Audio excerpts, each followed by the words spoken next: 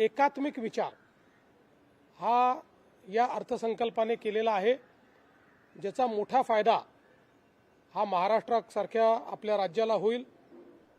विशेषतः उद्योग क्षेत्रामध्ये मोठ्या प्रमाणात गुंतवणूक आणि रोजगार निर्मिती हे ध्येय या अर्थसंकल्पाचं दिसतं आहे आणि 7 वेगवेगळ्या प्रायोरिटी क्षेत्रामध्ये प्रचंड मोठ्या प्रमाणात औद्योगिक सवलती देऊन गुंतवणुकीला चालना मिळणार आहे, ज्याचा फायदा पुन्हा मॅन्युफॅक्चरिंगचं एक कॅपिटल असलेल्या महाराष्ट्राला मोठ्या प्रमाणात मिळेल आणि फ्रंटियर टेक्नॉलॉजीजमध्ये खूप मोठ्या प्रमाणात गुंतवणूक आणि रोजगार निर्मिती हे आपण करू शकू, हे देखील या ठिकाणी आपल्याला पाहायला मिळतंय। पायाभूत सुविधा क्षेत्रामध्ये 12 लाख कोटी रुपयाची गुंतवणूक केंद्र सरकार यावर्षी करणार आहे। एक प्रकारे आपण जर विचार केला तर 10 वर्षापूर्वी वर्षाला 1 लाख कोटीची गुंतवणूक आपण करायचो, त्यावरनं एकाच वर्षात 12 लाख कोटी रुपयाची गुंतवणूक हा एक मला असं वाटतं अत्यंत महत्त्वाचा मुद्दा याच्यामध्ये आपल्याला पाहता येईल।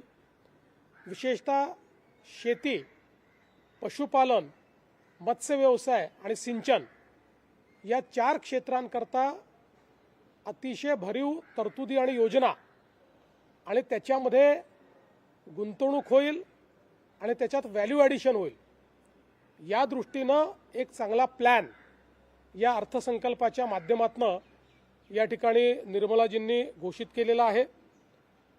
महिलांकरता विशेषतः लखपती दीदीची जी यशस्वीता आहे ती पाहता आता मोठ्या प्रमाणात आमच्या या सगळ्या बचत गटांकरता मार्केट प्लेस तयार करण्याची एक मोठी योजना याच्यामध्ये आलेली आहे। विमेन लेड अशा पद्धतीनं म्हणजे ज्याचं नेतृत्व महिला करतात अशा पद्धतीच्या औद्योगिक इकोसिस्टीम तयार करण्याच्या संदर्भात एक मोठी व्यवस्था या ठिकाणी तयार झाली आहे। त्यामुळे अर्थव्यवस्थेमध्ये महिलांचा सहभाग हा मोठ्या प्रमाणात या अर्थसंकल्पाच्या माध्यमातून वाढवण्याचं काम होणार आहे आणि त्यासोबत शिक्षणाच्या क्षेत्रातल्या वेगवेगळ्या गुंतवणूक करत असताना प्रत्येक जिल्ह्यामध्ये महिलांकरता हॉस्टेल ही योजना देखील या ठिकाणी घोषित करण्यात आलेली आहे। आपले आरोग्य व्यवस्था बळकट करण्याकरता प्रत्येक जिल्ह्याच्या रुग्णालयामध्ये त्या ठिकाणी कॅज्युअल्टी आणि ट्रॉमा सेंटर हे तयार करण्यात येणार आहे। यामुळे विशेषतः जे ग्रामीण आणि गरीब अशा प्रकारची आपली जी लोकसंख्या आहे त्यांच्याकरता खूप मोठ्या प्रमाणात ही व्यवस्था या ठिकाणी तयार होईल आणि त्यातनं मोठा फायदा आपल्याला होईल। अनेक योजना ज्या या ठिकाणी करण्यात आल्या त्यामध्ये विशेषतः ग्रोथ हब्स, या प्रत्येक ग्रोथ हबला 5 वर्षामध्ये 5,000 कोटी रुपये प्रत्येकी देण्याचा एक कार्यक्रम हा आखण्यात आलेला आहे। याचा फायदा महाराष्ट्राला होईल कारण आपण MMR growth hub, Pune growth hub आणि नागपूर ग्रोथ हब असे 3 ग्रोथ हब आता आपल्या नीती आयोगाच्या माध्यमातून आपण तयार केलेले आहेत। त्यामुळे आपल्याला त्याचा एक मोठा फायदा हा या ठिकाणी निश्चितपणे होईल। यासोबत विशेषतः आपल्याला कल्पना आहे की काही कॉरिडॉर्स हे घोषित करण्यात आलेले आहेत उद्योगाच्या बाबतीत, त्यामध्ये महाराष्ट्राला मोठ्या प्रमाणात त्याचा फायदा हा होऊ शकेल कारण ती इकोसिस्टीम ऑलरेडी आपल्याकडे आहे। त्यामुळे चॅलेंज मोडमध्ये पहिल्यांदा आपण त्या ठिकाणी जाऊन त्याचा फायदा घेऊ शकू। अनेक वर्षाची जी मागणी होती मुंबई पुणे हायस्पीड कॉरिडॉर त्याची घोषणा झाली आहे। पुणे हैदराबाद हायस्पीड कॉरिडॉरमुळे संपूर्ण पश्चिम महाराष्ट्राचं जे क्षेत्र आहे त्याला त्याचा एक मोठा फायदा आणि मराठवाड्याच्या क्षेत्राला देखील त्याचा एक फायदा होईल। अशा प्रकारचा एक हायस्पीड कॉरिडॉर हा होतोय। यासोबत आपण जर एकूण सगळ्या तरतुदी बघितल्या, आता अजून फाईन प्रिंट माझ्या हाती यायचं आहे, पण नेहमी पहिली टीका ही करून टाकतात विरोधक, महाराष्ट्राला काही मिळालं नाही. म्हणून पहिल्या ग्लिम्प्समध्ये महाराष्ट्राला काय मिळालं आहे ते मी आपल्याला या ठिकाणी सांगणार आहे.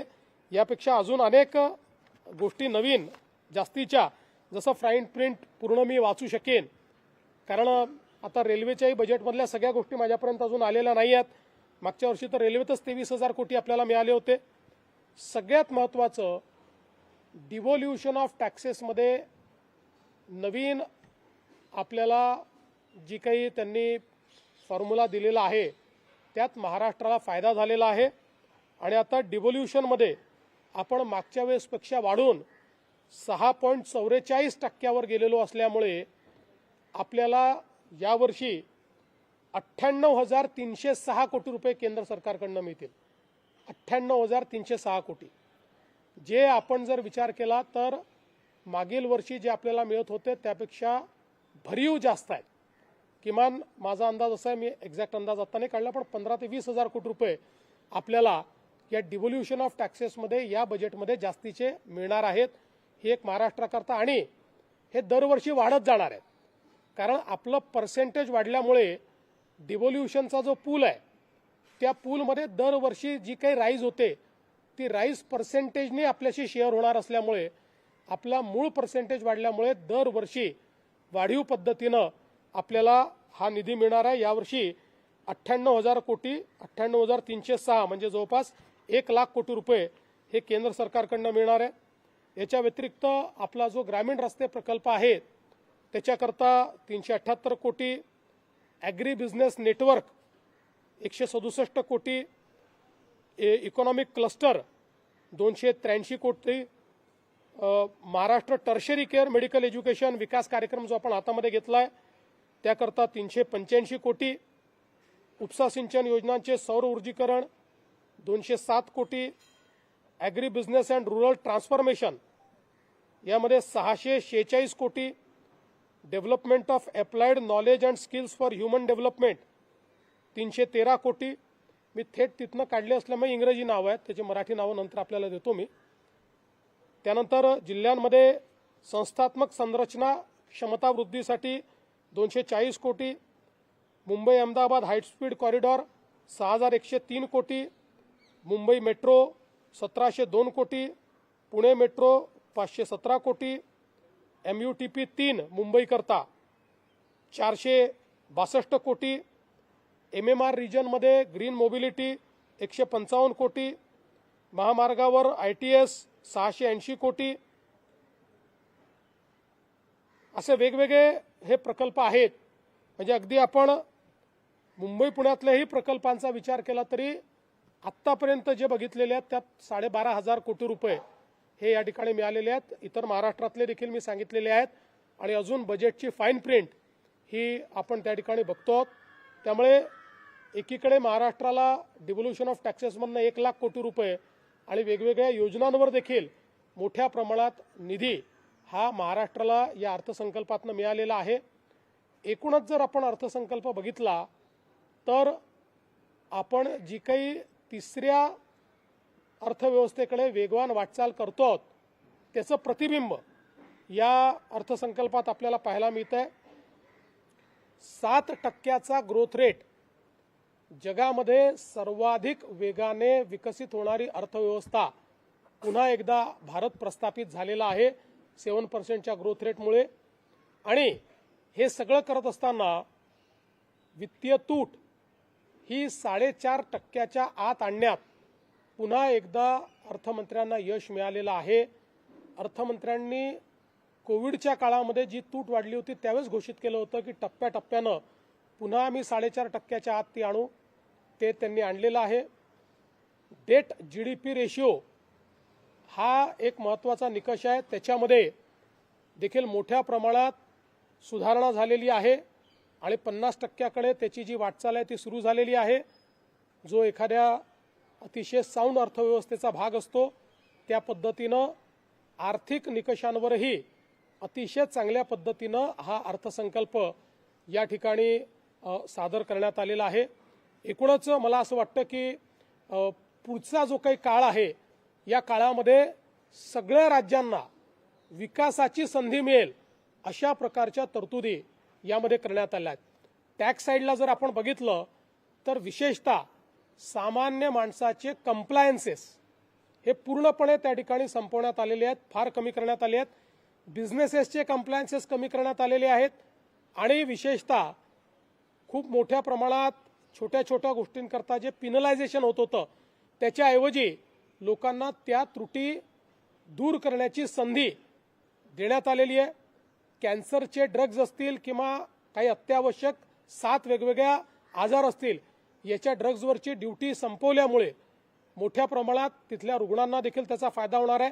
त्यामुळे टॅक्स साईडलाही रिफॉर्म्सची जी प्रोसेस आहे ही प्रोसेस चांगल्या पद्धतीनं या ठिकाणी मांडण्याचं काम या अर्थसंकल्पाने केलं आहे।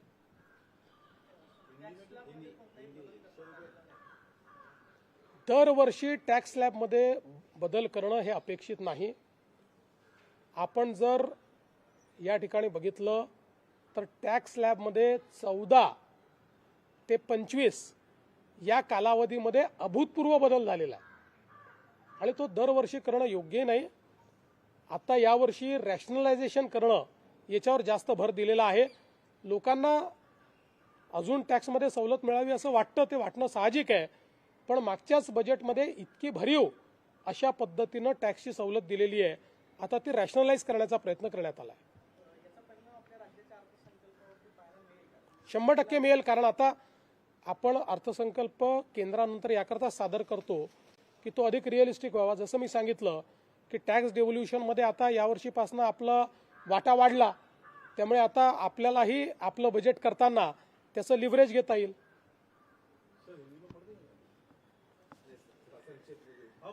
ठीक है, संक्षिप्त करता आते नहीं हम, बड़े इसमें बोलते हैं। आज प्रधानमंत्री श्री नरेंद्र मोदी जी के नेतृत्व में जो देश की वित्त मंत्री निर्मला सीतारमण जी ने बजट हमारे सामने रखा है, विकसित भारत की ओर जाने वाला एक मजबूत कदम इस रूप में हम इसको देखते हैं। विशेष रूप से भारत को तीसरी सबसे बड़ी अर्थव्यवस्था बनाने के लिए एक बहुत मजबूत रोड मैप, उसका एक कालावधि और उसके लिए जो पैसे की आवश्यकता है उस प्रकार की प्रोविजंस इस बजट के माध्यम से हमको दिखाई पड़ती है। विशेष रूप से दुनिया में मैन्युफैक्चरिंग के क्षेत्र में जो अवसर हमको मिला है उस अवसर को प्राप्त करने वाला ये बजट है। 7 जो फ्रंटियर मैन्युफैक्चरिंग सेक्टर्स है उसमें भारत को प्रमुखता मिले इस दृष्टि से इसको तैयार किया गया है, इसमें योजना तैयार की गई है जिससे निवेश भी बढ़ेगा और साथ साथ बड़े प्रमाण पर जॉब क्रिएशन भी होगा और हमारे युवाओं को इसका फायदा मिलेगा। विशेष रूप से खेती का क्षेत्र हो, पशुपालन का क्षेत्र हो, डेयरी का क्षेत्र हो या फिर फिशरीज का क्षेत्र हो, इन सारे क्षेत्रों में या सिंचाई का क्षेत्र हो, बहुत कारगर योजना तैयार की गई है। बहुत जिसको हम कह सकते हैं भविष्य का विचार करते हुए योजना तैयार की गई है जिससे ये क्षेत्र विस्तारित भी होगा और इस क्षेत्र को बड़ा फायदा भी मिलेगा। महिलाओं की ओर विशेष ध्यान इस बजट ने दिया हुआ है, जहां एक और जो हमारी लखपति दीदी का जो कार्यक्रम है वो बहुत यशस्विता के साथ हमारे देश में चल रहा है और महिलाएं देश के अर्थव्यवस्था में योगदान दे रही है। उस योगदान को बढ़ाने के लिए जिस प्रकार से उनको मार्केट प्लेस उपलब्ध कर देने का एक कार्यक्रम इसमें घोषित किया गया है, इससे बहुत विकेंद्रित पद्धति से महिलाओं को सक्षम बनाने का काम होगा और अर्थव्यवस्था में वे एक बहुत मीनिंगफुल कंट्रीब्यूशन दे पाएगी। हमारी महिलाओं को एक प्रकार से हर जिले में उनके लिए हॉस्टल तैयार करना, इस प्रकार की योजना भी इसमें दी गई है जो बहुत महत्वपूर्ण है। हेल्थ सेक्टर में भी हर ग्रामीण रुग्णालय में, जिला रुग्णालय में वहाँ पर कैजुअलिटी और ट्रॉमा सेंटर खोलकर इस पूरी सिस्टम को मजबूत बनाने का काम ये केंद्र सरकार कर रहा है। और विशेष रूप से 12 लाख करोड़ रुपए का निवेश, ये जो हमारे जिसको हम पायाभूत कह सकते हैं, अधोसंरचना जिसको हम कहते हैं, उसमें कैपिटल एक्सपेंडिचर में ये जाएगा, जिसके कारण इंफ्रास्ट्रक्चर के क्षेत्र में बहुत बड़े पैमाने पर ये निवेश होने वाला है और देश को एक बड़ी गति मिलेगी। अगर हम कुल मिलाकर देखें तो विशेष रूप से डिवोल्यूशन ऑफ टैक्सेस में भी जो नया वित्त आयोग है उसने जो फॉर्मूला दिया था उस फॉर्मूले को पूरे तरीके से एक्सेप्ट किया गया है, जिससे राज्यों को फायदा होगा। अगर महाराष्ट्र का हम विचार करें तो महाराष्ट्र को डिवोल्यूशन ऑफ टैक्सेस में अभी 6.41% इतना डिवोल्यूशन मिलने वाला है, जिसके कारण इस वर्ष हमको 98,000 करोड़ रुपए मिलेंगे और हर साल ये पैसा बढ़ते जाएगा। तो मैं ऐसा मानता हूँ महाराष्ट्र सहित सभी राज्यों के लिए बहुत महत्वपूर्ण है। विशेषतः जिन राज्यों में तेजी से शहरीकरण हो रहा है, ऐसे महाराष्ट्र जैसे राज्यों को अलग अलग प्रकार की जो योजनाएं मिली है, 5 लाख की जनसंख्या से ऊपर के जो शहर है उनके लिए जो योजनाएं आई है, या ग्रोथ हब के लिए 5,000 करोड़ रुपया पर ग्रोथ हब अगले 5 सालों में देने की जो बात है, उसका महाराष्ट्र को फायदा होगा, क्योंकि एमएमआर, पीएमआर और नागपुर ऐसे 3 ग्रोथ हब ये महाराष्ट्र में चल रहे हैं। मुंबई से पूना ये जो एक हाई स्पीड ट्रेन की बहुत पिछले 10-15 सालों से मांग चल रही थी, इसको मंजूर किया गया है। पूना से हैदराबाद की भी जो मांग थी उसको भी पूरा किया गया है। और कुल मिलाकर सारे जो अलग अलग क्षेत्र है, इन क्षेत्रों को बहुत बड़े पैमाने पर दिशा देने का काम इस बजट ने किया है। मैं ऐसा मानता हूं कि इस बजट के कारण तीसरी बड़ी अर्थव्यवस्था और बाद में विकसित भारत, इन दोनों सपनों को हम पूरा कर पाएंगे।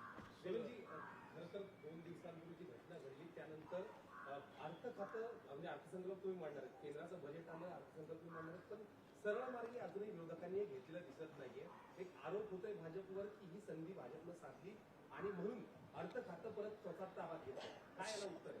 असं आहे की राष्ट्रवादी काँग्रेसच्या नेत्यांशी मी चर्चा केली, कारण अर्थसंकल्प मांडायचा आहे। अर्थसंकल्प म्हणजे नुसतं एक भाषण वाचायचं नसतं, त्याकरता सिरीज ऑफ बैठका घ्याव्या लागतात। प्रत्येक विभागासोबत बैठक घ्यावी लागते, प्रत्येकाचा त्या ठिकाणी नियत वेळ ठरवावा लागतो, नियत वेळेप्रमाणे त्यांचे फॉर्म्स भरून घ्यावे लागतात। मग त्याचं असेसमेंट करून त्यांनी त्या सगळ्या योजना योग्य पद्धतीने त्याच्यामध्ये आणल्या आहेत की नाही, ते त्या योजना ज्या परमनंट योजना त्याच्या पुरवणी मागण्या मागणार नाहीत या दृष्टीनं त्यांचं कमी अधिक करावं लागतं। या सगळ्या गोष्टी कराव्या लागतात। या सगळ्या गोष्टी ताई आत्ताच या ठिकाणी उपमुख्यमंत्री झालेले आहेत, त्यामुळे इतकं मोठं एक्सरसाइज करणं त्यांना लगेच शक्य होईल अशी परिस्थिती नाही। अजून त्या दुःखातनंही पूर्णपणे बाहेर आलेल्या नाहीत, त्यामुळे लगेच पूर्ण क्षमतेने त्या काम करायला लागतील अशी अपेक्षा करणे अयोग्य आहे। आणि म्हणून आम्ही बसून ठरवलं की या संदर्भात हे खातं आता माझ्याकडे ठेवून मी ते बजेटची जी काही एक्सरसाइज आहे ती मी पूर्ण करावी, ते एक्सरसाइज मी पूर्ण करणार आहे। आणि अधिवेशनानंतर या संदर्भात त्यांच्याशी चर्चा करून मग काय करायचा हा निर्णय आम्ही करू। नाही, मला मुळातच आता अशा परिस्थितीमध्ये जिल्हा परिषदेच्या निवडणुकीत मी प्रचाराला उतरावं हे काही मला योग्य वाटलं नाही। मला असं वाटतं की शेवटी निवडणुका येतात जातात आणि पक्ष देखील सक्षम आहे, पक्ष योग्य पद्धतीने त्या निवडणुका लढवेल। पण आता मी जाऊन त्या ठिकाणी जाहीर सभा करायच्या आणि त्याच्यामध्ये शेवटी काही राजकीय वक्तव्य देखील होतात, तर माझ्या सहकाऱ्यांची मी चर्चा केली, आमचे अध्यक्ष आहेत रवीजी, त्यांचीही चर्चा केली आणि सगळ्यांचं मत पडलं की माझा निर्णय योग्य आहे। मी त्या ठिकाणी प्रचाराला न जाणं हे योग्य आहे। मी सगळ्यांना एक आव्हान करीन की बाबा तुम्ही आमच्या भारतीय जनता पक्षाला किंवा महायुतीला मतदान करा, तेवढं त्याच्या पलीकडे मी काही प्रचाराला जाणार नाही।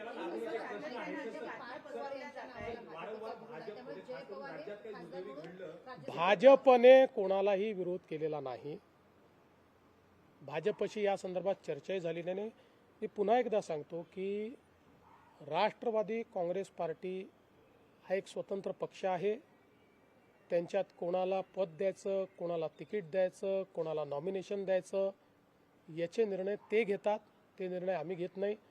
यापूर्वी तुम्ही पाहिलं असेल, जेव्हापासून ते आमच्यासोबत आले, कोणाला खासदार करायचं, कोणाला आमदार करायचं, कोणाला अध्यक्ष करायचं, कोणाला सचिव करायचं, त्यांचे सगळे निर्णय हे त्यांनी घेतले आहेत. कोणाला मंत्री करायचं निर्णय त्यांनी घेतलेले आहेत. त्या निर्णयांमध्ये आमचं काही म्हणणंही नाही, आमचा काही सेही नाही.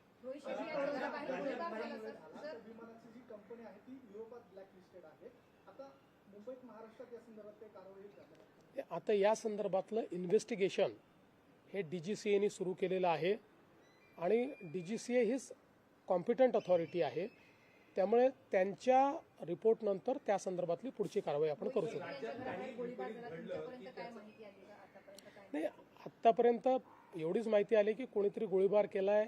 स्कूटी ती सापडलेली आहे, त्याच्या मालकाचाही पत्ता लागला आहे, त्यांनी ती विकलेली आहे. लवकर सापडेल कोण जो कोणी असेल. तर एक प्रश्न आहे की राज्यात काही विपरीत घडलं की त्याचं एक नॅरेटिव्ह तयार केलं जातं विरोधकांकडून की भाजप जबाबदार आहे, देवेंद्र फडणवीस जबाबदार आहेत किंवा केंद्रीय भाजप जबाबदार आहे. या सगळ्या घटनेत देखील अशा काही गोष्टी पसरवल्या गेल्या, खास करून पवार यांनी येऊ नये किंवा इतर सगळ्या गोष्टी किंवा एकत्रीकरणाच्या बाबतीत भाजपचा आक्षेप, या सगळ्याला काय उत्तर आहे? एक नॅरेटिव्ह वारंवार पसरवलं जातं. मी दोनच गोष्टी याच्यात सांगेन. खरं म्हणजे आता हे सगळं बोलायची वेळ नाही, पण दोनच गोष्टी सांगेन की समजा अजित पवार साहेब हे अशा प्रकारचं कुठल्याही एकत्रीकरणाची चर्चा जर करत होते तर ते कुठलीही चर्चा भाजपशी चर्चा केल्याशिवाय करतील का? त्यामुळे ते जर चर्चा करत असतील तर त्यांनी भाजपशी चर्चा केली असेल. ते करत नसतील तर वेगळी गोष्ट आहे. त्यामुळे मला असं वाटतं की पहिल्यांदा तर हे लक्षात घेतलं पाहिजे. पुन्हा एकदा सांगतो, चर्चा करायची नाही करायची, विलिनीकरण करायचं, सर्वस्वी 100% राष्ट्रवादी काँग्रेस पक्षाचं डोमेन आहे. हा आमची अपेक्षा एवढी असेल, कुठलाही निर्णय घेण्याच्या आधी त्यांनी आमच्याशी चर्चा एकदा करावी आणि ते करतातच आणि ते पुढेही करते. त्यामुळे याही संदर्भात दुसरं, समजा अजित पवार साहेब अशा प्रकारच्या चर्चा करत होते तर ती चर्चा ते NDAतनं बाहेर पडण्याकरता करत होते का? ते का सरकारमधनं बाहेर पडणार होते का? त्यांनी तर स्पष्टपणे सरकारमध्ये ते स्टेबल होते. त्यामुळे रोज काहीतरी कन्फ्युजन तयार करायचं आणि मग आपली इकोसिस्टीम वापरून ते कन्फ्युजन इको करायचं, ही पद्धती अयोग्य आहे, ही योग्य नाही आहे. बघा, असं आहे, आत्ताच्या परिस्थितीत आम्हालाही राजकारण करायचं नाही. नाहीतर मी अनेक गोष्टी सांगू शकतो, काय घडलं आहे, काय घडतं आहे, मला सगळं दिसतं आहे, मी सगळ्या गोष्टींचा साक्षीदार आहे. आणि तुम्हाला सगळ्यांना माहिती आहे, माझे आणि अजितदादांचे जे संबंध होते त्यात जवळजवळ सगळ्या गोष्टी ते मला सांगायचे, माझ्याशी शेअर करायचे. त्यांचा दुर्दैवी मृत्यू झाला त्याच्या आदल्या दिवशी जवळपास 1 तासभर आम्ही दोघं गप्पा मारत बसलो होतो. त्यामुळे मला असं वाटतं की या बाबतीत शेवटी खालच्या स्तराचं राजकारण करणं योग्य नाही. त्यांच्या पक्षाने निर्णय घेतला. एक लक्षात ठेवा की आज 2 वेगवेगळे पक्ष झालेले आहेत. शरद पवार साहेबांचा पक्ष आहे, अजित पवार साहेबांचा पक्ष आहे. आता अजित पवार साहेबांच्या पक्षाने हा निर्णय घेतला की आमचं नेतृत्व हे सुनेत्राताईंनी करावं आणि त्यांनी हा निर्णय घेतला की सुनेत्राताईंनी नेतृत्व करण्याकरता शपथविधी करावा. त्यांनी सुनेत्राताईंना सांगितलं, सुनेत्राताईंनी त्या ठिकाणी तो शपथविधी केला. त्यामुळे हा निर्णय सर्वस्वी राष्ट्रवादी काँग्रेस पक्षाचा आहे. आमची पहिल्या दिवशीपासून एक भूमिका आहे की आमचे साथीदार कोण आहेत तर राष्ट्रवादी काँग्रेस पक्ष, अजित पवार यांच्या नेतृत्वातला राष्ट्रवादी काँग्रेस पक्ष. त्यामुळे आमच्या साथीदारांनी जो निर्णय घेतला त्या निर्णयाच्या पाठीशी उभं राहणं ही आमची जबाबदारी आहे. ती जबाबदारी आम्ही कालही केली, आजही करू.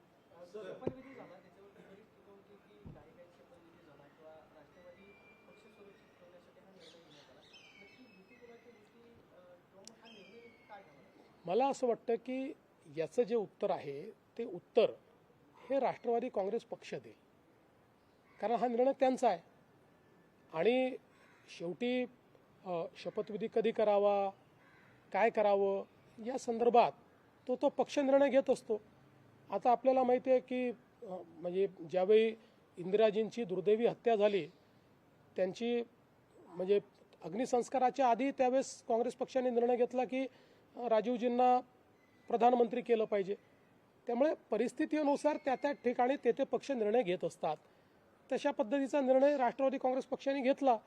त्याच्यावर इतकी टीका जी काही केली जाते आणि ती सेक्शन ऑफ द सोसायटी, म्हणजे तुम्ही जर बघितलं तर टीका करणारे हँडल्स देखील जर आपण बघितले तर लक्षात येतं की टीका कुठल्या मानसिकतेतनं केली जाते. म्हणून मी म्हटलं की मला याच्या राजकारणात पडायची इच्छा नाही आहे, नाहीतर मी त्याच्यावर पूर्ण डिसायफर करून देऊ शकतो तुम्हाला. सर, दो सवाल हैं आपसे.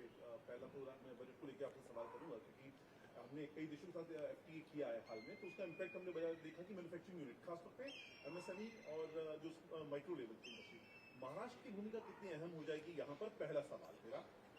उसके बाद मुझे लगता है कि सबसे अहम भूमिका महाराष्ट्र की होगी, क्योंकि एफटीए के बाद विशेष रूप से जो सेक्टर्स है जिसमें महाराष्ट्र का मैन्युफैक्चरिंग प्रोवेस है, मसलन जेम्स एंड ज्वेलरी हम लीडर है, मसलन engineering services and engineering tools manufacturing में हम इसमें नंबर 1 है, टेक्सटाइल ये हमारा एक प्रकार से महाराष्ट्र का एक फोर्टे है. ऐसे कई क्षेत्र है कि जिन क्षेत्रों को सबसे बड़ा मार्केट जीरो ड्यूटी का मिला है वो सारे क्षेत्र महाराष्ट्र में है. इसलिए महाराष्ट्र को तो इसका फायदा मिलेगा ही. और दूसरा, आज के बजट ने इस एफटीए को लिवरेज करने के लिए जो मैन्युफैक्चरिंग पर जोर दिया है और जिस प्रकार के इंसेंटिव्स और बाकी सारी चीजें दी है उसका महाराष्ट्र फायदा पूरा लेगा. सेकंड सवाल है सर, चूंकि सूबे के गृह मंत्री भी आप हैं इसलिए सवाल कर रहा हूँ, हालांकि जवाब आपने दिया है. जो जिस अटैक के बारे में बात हो रही है, क्योंकि लॉरेंस बिश्नोई ने क्लेम कर दिया है उस चीज को लेकर, सेम वही से मोडस ऑपरेंडी सलमान खान के केस में है और सेम इंडस्ट्री है, इसलिए सवाल आपसे. देखिए, अभी तक जो जानकारी है उसमें इस प्रकार की दीवार पर कुछ गोलियां चलाई गई. जिस स्कूटी से वो भागा उस स्कूटी मिली है, उसका मालिक पता चला है, मालिक ने किसी को बेचा है, इन्वेस्टिगेशन चल रहा है. ये ऐसे लोग पकड़े जाएंगे, वो कोई बड़े लोग नहीं है. ये ठीक से इनको मतलब जिस प्रकार से इनको सबक सिखाना सिखा देंगे. सर, एक सवाल है कि जिस तरह से एक नैरेटिव सेट हो रहा है बीजेपी के खिलाफ और आपके खिलाफ भी, जिस तरह से कहा जा रहा है कि बीजेपी इस पूरे दोनों जो मर्जर के बीच में ट्रिगर का काम कर रही है, खासतौर पर बीजेपी का विरोध है, आपने वित्त मंत्रालय जो है वो हथियार ले लिया है, इन तमाम बातों को लेकर क्या आपका कहना है, क्या इसमें सच्चाई? देखिए, पहली बात तो ऐसा कोई नैरेटिव इसलिए सेट नहीं होगा क्योंकि बहुत छोटा सेक्शन है जो इस प्रकार से नैरेटिव तैयार करने की कोशिश कर रहा है. इसमें हम सभी लोग जानते हैं कि कौन कौन लोग हैं जो ये करने की कोशिश कर रहे हैं, जिनके अपने इंटरेस्ट थे और उनके अपने इंटरेस्ट सर्व नहीं हुए, ऐसे लोग मिलकर ऐसा नैरेटिव तैयार कर रहे हैं. बीजेपी ने पहले दिन से बताया है कि राष्ट्रवादी कांग्रेस पार्टी एक स्वतंत्र अस्तित्व वाली पार्टी है, उनके निर्णय वो करते हैं. हाँ, ये ज़रूर है कि चूंकि हम उनके साथी हैं, वो हमारे साथ रहे, उनके निर्णयों के पीछे हम पूरी ताकत से खड़े.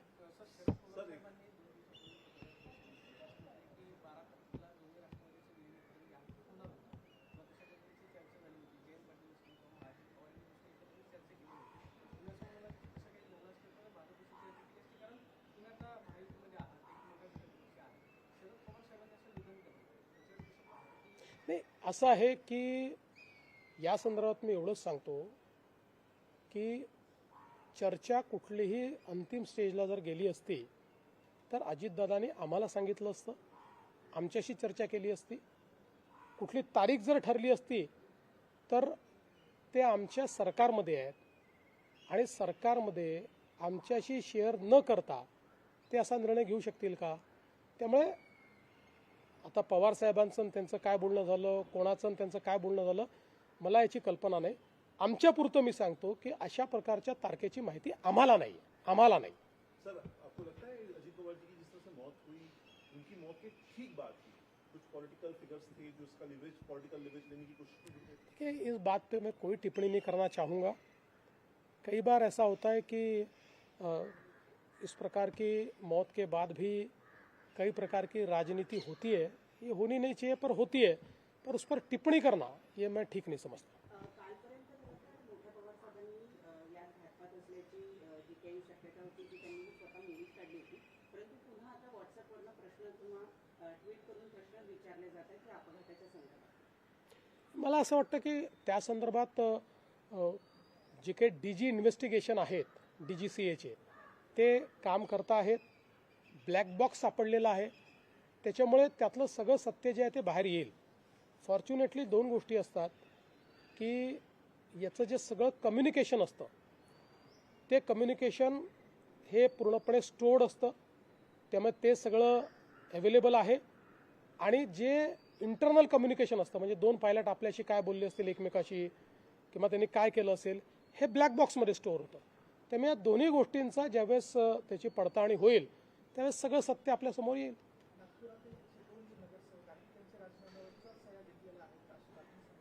हे काही फालतू बातम्या आहेत, अशा कोणाच्या राजीनाम्यावर सह्या बिया घेत नाहीत. एकदम या बातमीत काही तथ्य नाही. थँक्यू.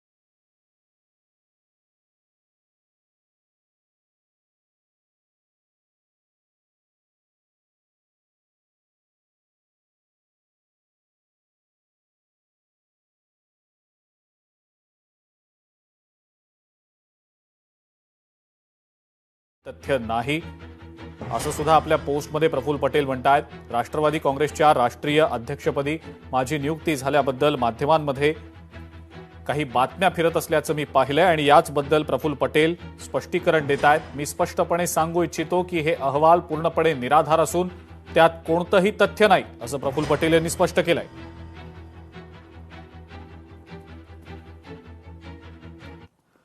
दरम्यान राष्ट्रवादी काँग्रेसचा राज्यसभेचा उमेदवार नेमका कोण असणार हा आमच्या पक्षाचा अधिकार आहे असं राष्ट्रवादी काँग्रेसचे प्रदेशाध्यक्ष सुनील तटकरे म्हणतात. भाजपनं नेहमीच आम्हाला सहकार्य केलंय. मित्रपक्षाला सन्मानानं कसं वागावं हे भाजपमध्ये अनुभवायला मिळतं, त्याचा मी साक्षीदार आहे असं तटकरे म्हणतायत. दादांच्या परवानगीशिवाय मी आजपर्यंत कोणताही निर्णय घेतलेला नाही. एनडीएच्या भूमिकेशी ते सुसंगत असतील तर ते विलिनीकरणाचा विचार करतील असंही तटकरेंचं म्हणणं आहे. आम्ही आमच्या पक्षाचा राज्यसभेचा उमेदवार कोण करायचा आमचा अधिकार आहे. भारतीय जनता पक्षाने आम्हाला नेहमी सहकार्य केले आणि या बाबतीमध्ये कधीही त्यांनी आपली भूमिका यापूर्वीसुद्धा पक्षाचं मंत्रिमंडळ करत असताना पक्षाचे इतर काही निर्णय करत असताना भारतीय जनता पक्षाने आम्हाला कधी काही सूचना केलेली नाही. उलट मित्र पक्षाला सौहार्दाने सन्मानाने कसं वागवावं याचं उत्तम उदाहरण आता आम्हाला एनडीएमध्ये भारतीय जनता पक्षाच्या शिस्त नेतृत्वाच्या माध्यमातून अनुभवाला मिळत आहे. त्याचा मी साक्षीदार आहे. विलिनीकरणाला आमचा विरोध आहे असं सातत्याने पसरवत आमच्या वतीमध्ये वेगवेगळी भूमिका करण्याचा प्रयत्न केला जातो आहे. दादांचा एक विश्वासू सहकारी म्हणून मी गेले 30 वर्ष वाटचाल करतो आहे. एक असं आहे, मी 2014 मध्ये सुद्धा एकत्रित राष्ट्रवादीचा अध्यक्ष होतो. पवार साहेबांनी मला राष्ट्रवादी काँग्रेस पक्षाचा अध्यक्ष 4 वर्ष केला. मी दीर्घकाळ मंत्रिपदावरती राहिलो. पक्षाने माझ्यावरती जी जबाबदारी दिली ती मी निष्ठेने पार पाडली. दादांच्या समवेत काम करत असताना त्यांच्या भूमिकेशी सुसंगत भूमिका त्यांचा कार्यकर्ता सहकार्य म्हणून मी वारंवार घेतली. त्यावेळेला सुद्धा आमच्याबद्दलची तसेच प्रवास केले गेले, पण तो निर्णय दादांचा सामूहिकरित्या होता. आता सुद्धा मी तेच आपल्याला सांगतोय की आमचा निर्णय एनडीएबरोबरचा थांब. आता विलिनीकरणाची चर्चा का कुणी 2 दिवसात सुरू केली मी काय बोलणार नाही. अजित पवार यांचा अपघात संशयास्पद असल्याचं काँग्रेसचे प्रदेशाध्यक्ष हर्षवर्धन सपकाळ म्हणतायत. मुख्यमंत्री देवेंद्र फडणवीस यांची जनतेमध्ये क्रूर प्रतिमा आहे आणि म्हणून त्यांनी जिल्हा परिषद निवडणुकीत सभा न घेण्याचा निर्णय घेतलाय असा घणाघात सपकाळांनी केलेला आहे. तर जेवढी तत्परता उपमुख्यमंत्र्यांच्या शपथविधीसाठी दाखवली त्यापेक्षा जास्त तत्परता या अपघाताच्या चौकशीसाठी मुख्यमंत्र्यांनी दाखवायला हवी होती असंही सपकाळ म्हणतायत. एकंदरीत हा सर्व जो घटनाक्रम आहे हा संशयाच्या दिशेने हा घेऊन जाणार आहे. त्यामुळे एखादा अपघात जेव्हा होतो आणि एखाद्या मोठ्या नेत्याचा जेव्हा अपघात होतो तेव्हा तो अपघात का झाला याचा कार्यकारण भाव हा समोर आला पाहिजे. या अनुषंगानं सरकारनं तातडीनं खुलासा करणं आवश्यक आहे. माहिती वेगवेगळी येतात आहे, अहवाल वेगवेगळे येतात आहे, मात्र आपल्या मुख्यमंत्र्यांनी फक्त केंद्रीय मंत्र्यांना एक चौकशी करण्याच्या संदर्भातलं विनंती पत्र देऊन ते मोकळे झालेले आहेत. या संदर्भामध्ये त्यांनी तत्परता दाखवली पाहिजे. जेवढी तत्परता उपमुख्यमंत्री पदाच्या शपथविधीची दाखवण्यात आली, मला वाटतं त्यापेक्षा दुप्पट जी कार्यक्षमता आणि तत्परता या अपघाताच्या चौकशीच्या अनुषंगानं दाखवण्यात जाणं आवश्यक आहे. अजित पवारांच्या झालेल्या अपघातासंदर्भात पहिल्यांदाच राष्ट्रवादी काँग्रेसकडून शंका उपस्थित करण्यात आलेली आहे. या अपघातात 6 जणांचा मृत्यू झाल्याचं सांगितलं गेलं. मग प्रत्यक्षात 5 मृतदेहच का सापडले, 6वी व्यक्ती कुठे गेली असा सवाल अमोल मिटकरींनी ट्विट करत शंका उपस्थित करत विचारलाय. एखादाही कागदाचा तुकडा जळालेला का दिसत नाही, एवढ्या वेळा पायलट का बदलले गेले असा सवालही मिटकरी विचारतायत. काय नेमकं ट्विट अमोल मिटकरी करतायत आपण बघूया. आदरणीय दादा गेले हे अजूनही कुणाचंच मन मानायला तयार नाही. काल देवगिरीवरच्या त्या 2 खुर्च्या पाहून परत डोळे पाणावले. मृत्यूचं राजकारण करण्याचं पाप मी तरी करणार नाही, मात्र हे प्रश्न माझं मन विचारतंय. अपघातात 6 जणांचा मृत्यू झाला, मग प्रत्यक्षात 5 मृतदेहच का सापडले, 6वी व्यक्ती कुठे गेली. टेक ऑफ आधी प्रवासी यादी डिजिटली नोंदलेली असते, मग विसंगती का, एखादाही कागदाचा तुकडा जळालेला का दिसत नाही, एवढ्या वेळा पायलट का बदलले गेले, प्रश्न विचारणं म्हणजे अफवा नाही.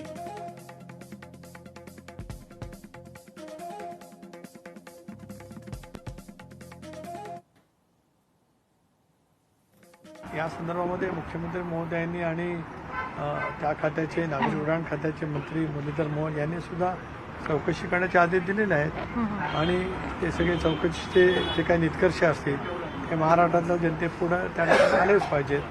ब्लॅक बॉक्समध्ये ज्या काही बाबी असतात म्हणजे नोंदी असतात ते सुद्धा ते इन्व्हेस्टिगेशन टीमच्याकडनं केलं जाईल. अमोल मिटकरींपाठोपाठ रुपाली ठोंबरे पाटलांनी सुद्धा अजित पवारांच्या विमान अपघातावर संशय व्यक्त केला आहे. रुपाली ठोंबरे पाटलांनी अपघाताची चौकशी व्हायलाच हवी अशा आशयाचं ट्विट केलेलं आहे. काय नेमकं त्यांचं ट्विट आहे आपण पाहूया. माननीय अजितदादांच्या अचानक जाण्यानं बधीर झालो. कसे झाले, का झाले काहीच कळत नाही. देवानं लाखोचा पोशिंदा नव्हता न्यायचा, आमच्यासारखे न्यायचे होते. अत्यंत अघटित घडलं. आता जे घडलं त्याचं सत्य, संपूर्ण तपशील, पारदर्शक चौकशी जगासमोर येणं तितकंच महत्वपूर्ण आहे.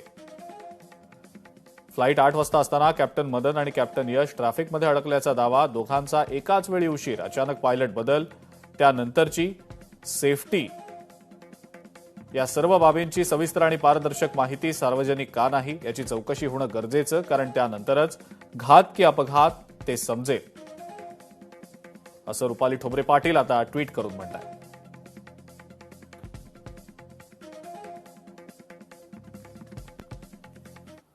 आणि या सगळ्या महत्वाच्या बातम्यांसोबतच आफ्टरनून लाईव्ह मध्ये आता वेळ झाली आहे इथंच थांबण्याची. नमस्कार.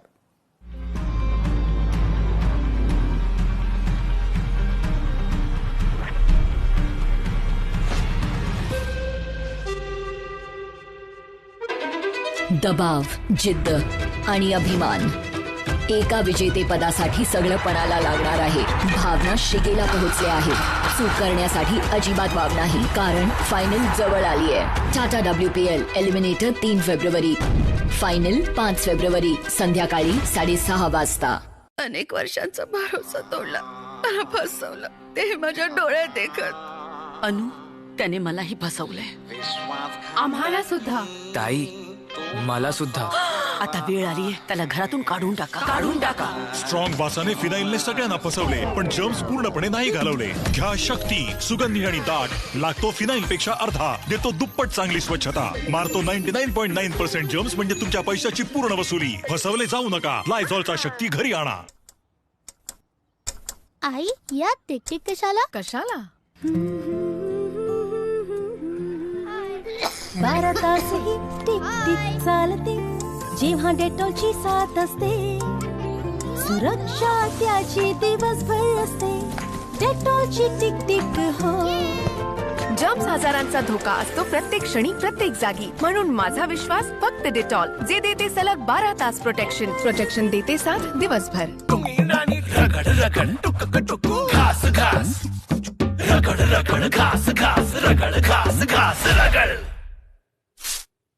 आता कॉलिन स्प्रे देतो डस्टिंगच्या तुलनेत 5 पट जास्त चमक. टॉयलेट कुठे? टॉयलेट स्वच्छ नाहीये का? नवीन जॉब, नवीन वाईफ, कसं ठेवू स्वच्छ? हार्पिकचं सबस्क्रिप्शन घे. हे प्रत्येक फ्लश सोबत टॉयलेट ठेवते स्वच्छ 1 महिन्यापर्यंत. Harpic Flushmatic, easy peasy toilet क्लिनिंगचे सबस्क्रिप्शन. आई, दूध एक्स्ट्रा का? पाहुणे येणार आहेत ना? नाही. मम्मा, मी माझी रूम देणार नाही. कोणीतरी येणार आहे ना? नाही. वा, घर किती स्वच्छ आणि सुगंधित वाटतंय. कोणी येणार आहे का? ओ, कोणी गेस्ट आले नाहीत. आला आहे माझा लायझॉल. हे फिनाईलच्या तुलनेत लागते फक्त 1/3. 6 तासांपर्यंत घर सुगंधित ठेवून देते 10 पट जास्त स्वच्छता. म्हणजे घर नेहमी वाटेल असे कोणीतरी येणार आहे जसे. ऑफिस मधून निघाले, कमरेमध्ये कळाली. आरू.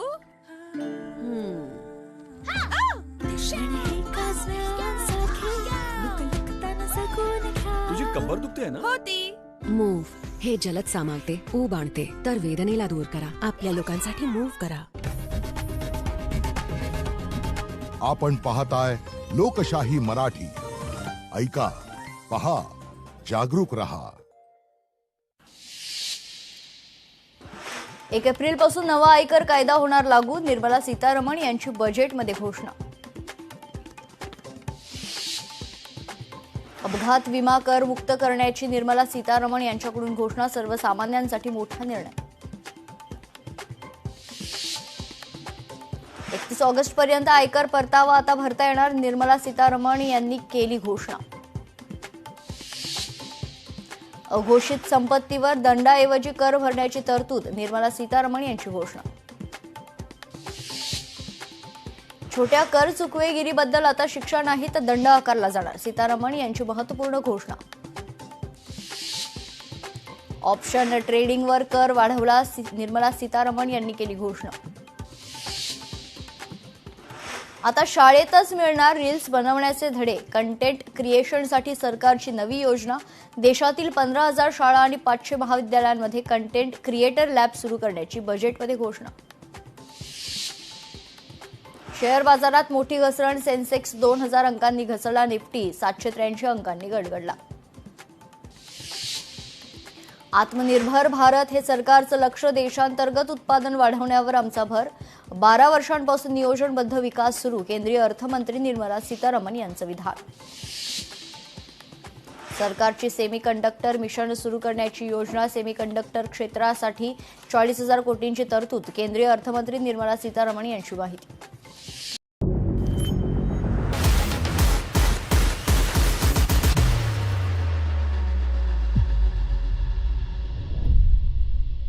टॉप 50 महत्त्वाच्या बातम्यांचा वेगवान आढावा. वित्तमंत्री निर्मला सीतारमण यांच्याकडून देशाचा 2026-27 केंद्रीय अर्थसंकल्प जाहीर, अर्थसंकल्पात रचनात्मक सुधारणांवर भर. देशाची उत्पादन क्षमता वाढवली, दारिद्र्य निर्मूलन करण्यात सरकारला यश, देशांतर्गत लोकांची क्रयशक्ती वाढवण्यावर भर देणार, युवा वर्गाला केंद्रस्थानी ठेवून अर्थसंकल्प तयार, वित्तमंत्र्यांचं वक्तव्य. आत्मनिर्भर भारत हे सरकारचं लक्ष, गृहउद्योगाची निर्यात वाढवली आहे, विकसित भारतासाठी नवीन कल्पनांचा विस्तार, 350 सुधारणांचा अर्थसंकल्पात समावेश, निर्मला सीतारमण यांची माहिती. गोर गरिबांवर सरकारचं विशेष लक्ष, दारिद्र्य निर्मूलन करण्यात सरकारला यश, उच्चस्तरीय समिती नेमून जुन्या कायद्यांमध्ये बदल, 10 वर्षात 25 कोटी जनता गरिबीतून बाहेर, वित्तमंत्र्यांची माहिती. महापालिका बॉन्डसाठी 100 कोटींचे इन्सेंटिव्ह देणार, वित्तमंत्र्यांची घोषणा. 12 वर्षांपासून विकासाचं नियोजनबद्ध काम सुरू आहे, मधुमेह, कॅन्सर सारख्या दुर्धर आजारांची औषधं स्वस्त करणार, वित्तमंत्र्यांची माहिती. 10,000 कोटींचा बायोफार्म प्रस्ताव, भारताला बायोफार्म उत्पादनाचा हब बनवणार, बायोफार्म सेक्टरमध्ये 40,000 कोटी देणार, निर्मला सीतारमण यांची मोठी घोषणा. सेमीकंडक्टर क्षेत्रावर अधिक भर देणार, सेमीकंडक्टरसाठी 40,000 कोटींची तरतूद, आयात कमी करून निर्यात वाढवणार, वित्तमंत्र्यांचं वक्तव्य. वस्त्रोद्योग क्लस्टर विकसित करणार, खादी हातमाग उत्पादन वाढवणार, हातमाग वृद्धीसाठी महात्मा गांधी ग्रामस्वराज अभियान, चामडे कापड उत्पादनावरील निर्यात शुल्क माफ, वित्तमंत्र्यांचं वक्तव्य.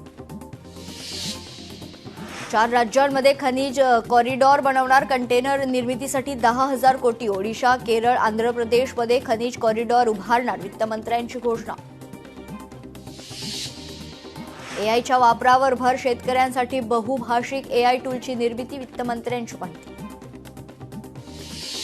इलेक्ट्रॉनिक्स घटकांच्या उत्पादनावर भर देणार, उत्पादनासाठी 40,000 कोटींचा प्रस्ताव मंजूर, निर्मला सीतारमण यांचं वक्तव्य. ISM 2.0 सुरू करणार, सूक्ष्म आणि लघु उद्योगांसाठी 10,000 कोटींची तरतूद, वित्तमंत्र्यांचं वक्तव्य. मेगा टेक्स्टाईल इंडस्ट्रीची स्थापना करणार, आत्मनिर्भर भारतासाठी 2,000 कोटींची तरतूद, निर्मला सीतारमण यांचं वक्तव्य. कृषी क्षेत्रात उत्पादन वाढवण्यासाठी भर, 12.2 लाख कोटी रुपये शहर विकासासाठी वापरणार, टियर 2, टियर 3 शहरांचा विकास करणार, वित्तमंत्र्यांचं वक्तव्य. देशात नवे 7 रेल्वे कॉरिडॉर तयार करणार, पुणे हैदराबाद, दिल्ली वाराणसी रेल्वे कॉरिडॉर, वित्तमंत्र्यांची माहिती. बँकिंग क्षेत्राच्या विकासासाठी समिती गठीत, अर्थमंत्री निर्मला सीतारमण यांची माहिती. भारताला मेडिकल टुरिझम केंद्र बनवणार, आयुर्वेदाशी निगडीत 3 संस्था स्थापन करणार, देशभरात 5 ठिकाणी मेडिकल हब तयार करणार, वित्तमंत्र्यांची घोषणा. डॉक्टर वैद्यकीय क्षेत्रातील रोजगार वाढणार, खासगी सरकारी क्षेत्रात तज्ज्ञ डॉक्टर तयार, नॅशनल मेंटल हेल्थ सेंटरची स्थापना करणार वित्तमंत्र्यांची माहिती. महिलांसाठी विशेष सोय, प्रत्येक जिल्ह्यात महिलांसाठी विशेष वसतिगृह, निर्मला सीतारामन यांची माहिती. जामनगरमध्ये वैश्विक आयुर्वेद चिकित्सा केंद्र उभारणार, 3 नवीन आयुर्वेद अभ्यासक्रम संस्था स्थापन करणार वित्तमंत्र्यांची घोषणा.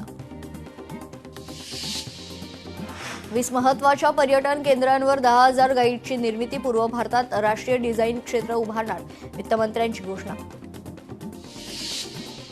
नारळ, चंदन, काजू उत्पादन वाढवण्यावर सरकारचा भर, नारळाचं उत्पादन वाढवण्यासाठी नारळ संवर्धन योजना सुरू करणार. एक महत्वाची बातमी समोरते, राष्ट्रवादीचे निर्णय राष्ट्रवादीच घेते असं महत्वाचं विधान मुख्यमंत्री देवेंद्र फडणवीसांनी केलंय. विलिनीकरणाची चर्चा अंतिम टप्प्यात असती तर अजित पवार याबाबत बोलले असते. अजित पवारांनी चर्चा न करता निर्णय घेतला नसता असं देखील फडणवीस म्हणाले. अजित पवार साहेब हे अशा प्रकारचं कुठल्याही एकत्रीकरणाची चर्चा जर करत होते तर ते कुठली चर्चा भाजपशी चर्चा केल्याशिवाय करतील का? त्यामुळे ते जर चर्चा करत असतील तर त्यांनी भाजपशी चर्चा केली असेल, ते करत नसतील तर वेगळी गोष्ट आहे. त्यामुळे मला असं वाटतं की पहिल्यांदा तर हे लक्षात घेतलं पाहिजे. पुन्हा एकदा सांगतो, चर्चा करायची नाही करायची, विलिनीकरण करायचं, सर्वस्वी 100% राष्ट्रवादी काँग्रेस पक्षाचं डोमेन आहे. आमची अपेक्षा एवढी असेल, कुठलाही निर्णय घेण्याच्या आधी त्यांनी आमच्याशी चर्चा एकदा करावी. तर अजित पवार याबाबत खरं तर आम्हाला बोलले असते असं महत्वाचं विधान फडणवीसांनी केलेलं आहे. राष्ट्रवादीचे निर्णय राष्ट्रवादीच घेते, विलिनीकरणाची चर्चा अंतिम टप्प्यात असती तर अजित पवारांनी याबाबत सांगितलं असतं. अजित पवारांनी चर्चा न करता निर्णय घेतला नसतं असं विधान मुख्यमंत्री देवेंद्र फडणवीसांनी राष्ट्रवादी विलिनीकरणावर केलं.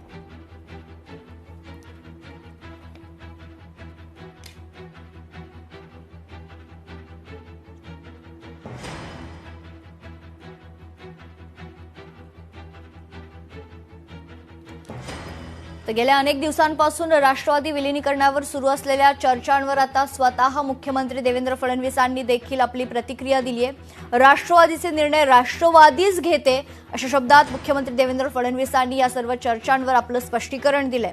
विलिनीकरणाची चर्चा अंतिम टप्प्यात असती तर अजित पवार याबाबत बोलले असं देखील फडणवीस म्हणाले. नेमकं फडणवीस काय बोललेत पुन्हा एकदा ऐकूयात. अजित पवार साहेब हे अशा प्रकारचं कुठल्याही एकत्रीकरणाची चर्चा जर करत होते तर ते कुठली चर्चा भाजपशी चर्चा केल्याशिवाय करतील का? त्यामुळे ते जर चर्चा करत असतील तर त्यांनी भाजपशी चर्चा केली असेल, ते करत नसतील तर वेगळी गोष्ट आहे. त्यामुळे मला असं वाटतं की पहिल्यांदा तर हे लक्षात घेतलं पाहिजे. पुन्हा एकदा सांगतो, चर्चा करायची नाही करायची, विलिनीकरण करायचं, सर्वस्वी 100% राष्ट्रवादी काँग्रेस पक्षाचं डोमेन आहे. आमची अपेक्षा एवढी असेल, कुठलाही निर्णय घेण्याच्या आधी त्यांनी आमच्याशी चर्चा एकदा करावी. कुठलाही निर्णय घेण्याआधी राष्ट्रवादी पक्षानं एकदा आमच्याशी अर्थातच महायुतीशी किंवा भारतीय जनता पक्षाशी चर्चा करावी असं महत्वाचं विधान यावेळी मुख्यमंत्री देवेंद्र फडणवीसांनी केलेलं आहे.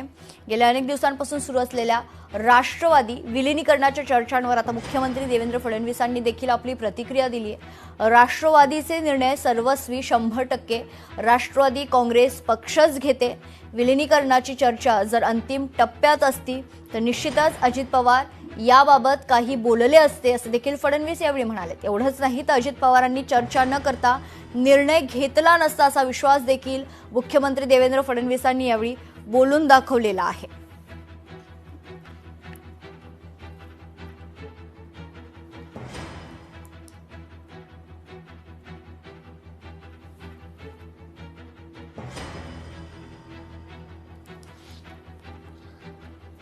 तर जवळजवळ महानगरपालिका निवडणुका घोषित झाल्या तेव्हापासूनच दोनही राष्ट्रवादी पक्ष एकत्र येण्याच्या चर्चा सुरू झाल्या होत्या आणि त्यानंतर खरं तर गेल्या 3 ते 4 दिवसांपासून अजित पवार यांच्या अपघाती निधनानंतर विलिनीकरणाच्या आधी चर्चांना खरं तर जोर आलेला आहे. सर्वत्र दोनही राष्ट्रवादी पक्ष एकत्र येतील अशा चर्चा सुरू असतानाच आता मुख्यमंत्री देवेंद्र फडणवीसांनी या सर्व विषयांवर, या सर्व चर्चांवर आपली महत्त्वाची प्रतिक्रिया दिली आहे। राष्ट्रवादीचे निर्णय स्वतः राष्ट्रवादी पक्षच घेते, 100% सर्वस्वी निर्णय घेण्याचा अधिकार फक्त राष्ट्रवादी पक्षालाच आहे, असं महत्त्वाचं विधान, स्पष्टीकरण देवेंद्र फडणवीसांनी दिलेलं आहे। विलिनीकरणाची चर्चा जर अंतिम टप्प्यात असती तर अजित पवार याबाबत बोलले असते, असं देखील फडणवीस म्हणालेत।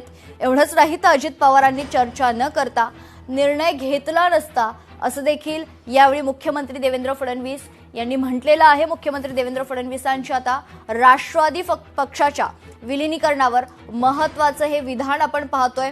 प्रतिक्रिया आता मुख्यमंत्री देवेंद्र फडणवीसांची आलेली आहे। गेल्या अनेक दिवसांपासून दोनही राष्ट्रवादी पक्ष एकत्र येण्याबाबत चर्चा सुरू आहेत आणि त्यातच आता मुख्यमंत्री देवेंद्र फडणवीसांनी दिलेली ही प्रतिक्रिया अतिशय महत्त्वाची आहे।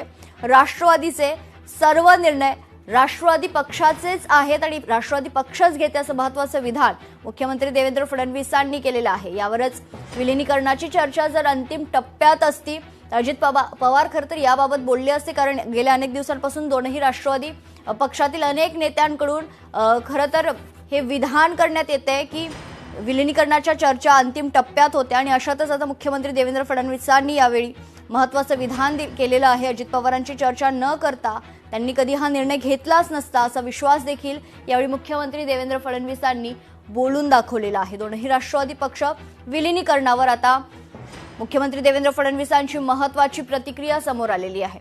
पुन्हा एकदा ऐकूयात फडणवीस नेमकं काय म्हणालेत। अजित पवार साहेब हे अशा प्रकारचं कुठल्याही एकत्रीकरणाची चर्चा जर करत होते तर ते कुठली चर्चा भाजपशी चर्चा केल्याशिवाय करतील का?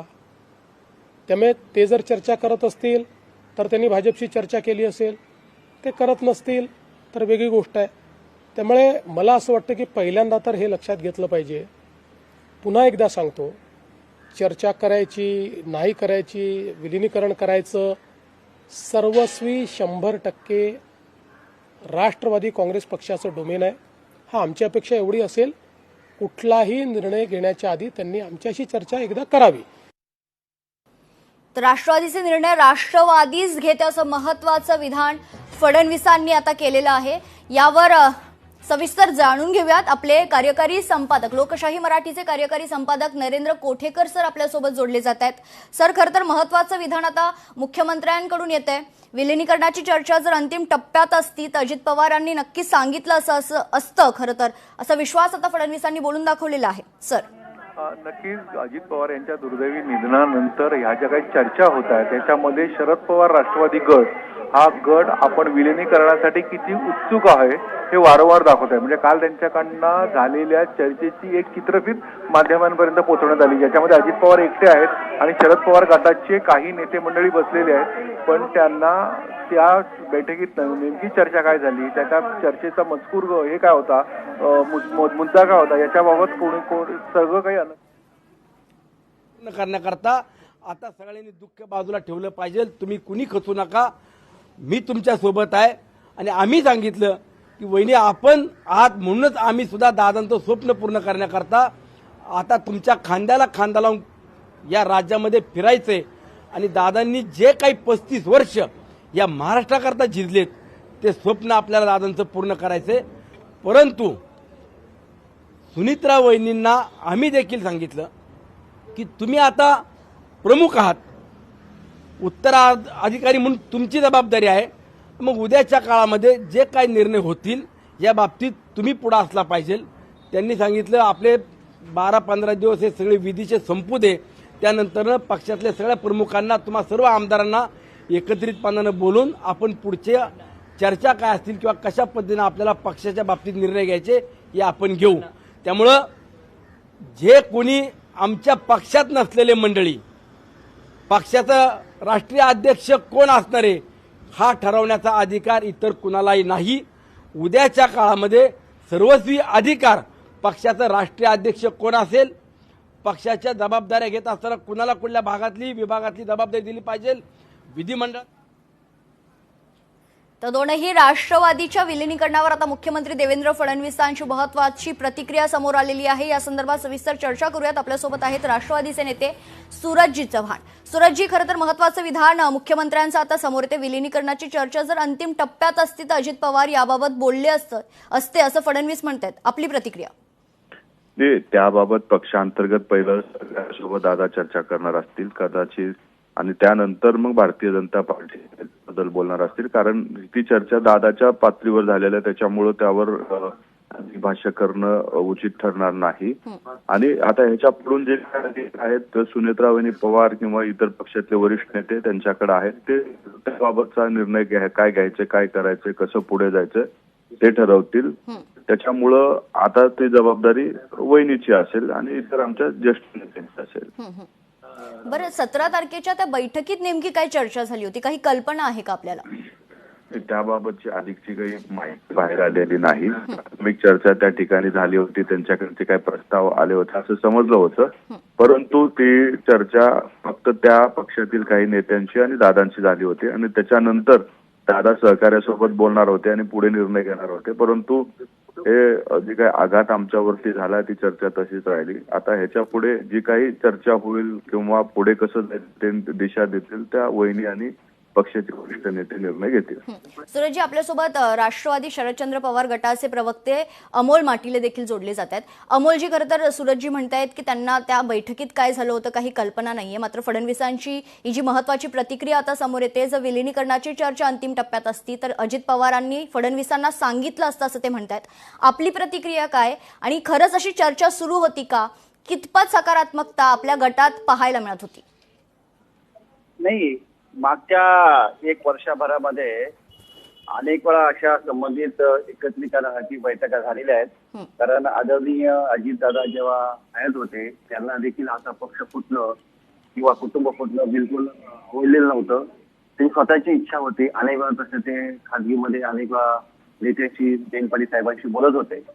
त्या संदर्भात त्यांच्या अनेक वेळा बैठका देखील झालेल्या आहेत आणि पक्ष एकत्रित होणार हे मागच्या 7-8 महिन्यापासून आम्हाला देखील त्याची परिस्थिती जाणवत होती, कळत होतं की आपण एकत्र आलो पाहिजे, सगळ्यांची इच्छा आहे. तर तशा पद्धतीची पावलं देखील पडत होती आणि ते कालचा घटनाक्रम आदरणीय देनपाडी साहेबांनी देखील सांगितलेला आहे. कारण पक्षाचे ज्येष्ठ नेते ते आहेत. कारण अजितदादांनी चांगला त्यांचा संवाद होता आणि त्यांनी अनेक वर्ष एकत्रित काम केल्यामुळे त्यांना सगळ्या महाराष्ट्रासाठी आपण एकत्र आलो पाहिजे. आपला पक्ष पवार साहेबांच्या समोर असं फुटले त्यांना देखील कधी आवडलेलं नाहीये. परंतु काही अपरिहार्यता होती, त्यावेळेला अशा काही घटना घडलेल्या आहेत. परंतु मला तर असं वाटतं अजितदादा कुटुंब वत्सल्य आहेत. त्यांची जी जडणघडण जी झालेली आदरणीय पवार साहेबांच्या सावलीमध्येच वाढलेले आहेत आणि सगळे साहेबांची विचारधारा पुढे घेऊन जात होते. जरी ते इकडे तिकडे गेले तरी शाहू फुले आंबेडकरांची विचारधारा त्यांनी कधीच बदलली नाही, कधी जाती धर्माला त्यांनी स्थान दिलं नाही. असं अजितदादांचं नेतृत्व होतं. आणि आता ज्या काय लोक कोण काय सांगताय, परंतु राज्याचे मुख्यमंत्री एका पक्षाचे काही अध्यक्ष नाही किंवा 2 पक्ष वेगवेगळे असल्यामुळे पक्षाचे निर्णय घेण्याच्या 2 पक्षाच्या नेत्यांचा अधिकार असतो. त्याच्यामध्ये इतर लोकांना कशी माहिती असते? बरोबर. पण 17 तारखेला जी बैठक झाली होती दोनही राष्ट्रवादीची, त्यात नेमकी काय चर्चा झाली होती? काही कल्पना आहे का आपल्याला? हा, झाली होती की कृषी प्रदर्शन निमित्ताने सगळे नेते मंडळी एकत्र आले होते आणि The Nykaa Pink Love sale starts 6 February 11 a.m. onwards. Get up to 60% off on makeup, skincare, hair care, fragrances and personal care products. Get the best deals on the top beauty brands only at the Nykaa Pink Love sale. What are you waiting for? Add to cart. Insurance है ना? But real heroes don't wait for accidents. They make safety a habit. This National Road Safety Month and beyond, let's celebrate those who choose responsibility every single day. And when life takes an unexpected turn, ICICI Lombard stands by you, your silent partner in every journey. Cashless repairs and roadside assistance, personal accident cover up to ₹15 lakhs, and no claim bonus up to 50%. Stay protected, drive safe, choose ICICI Lombard Comprehensive Car Insurance.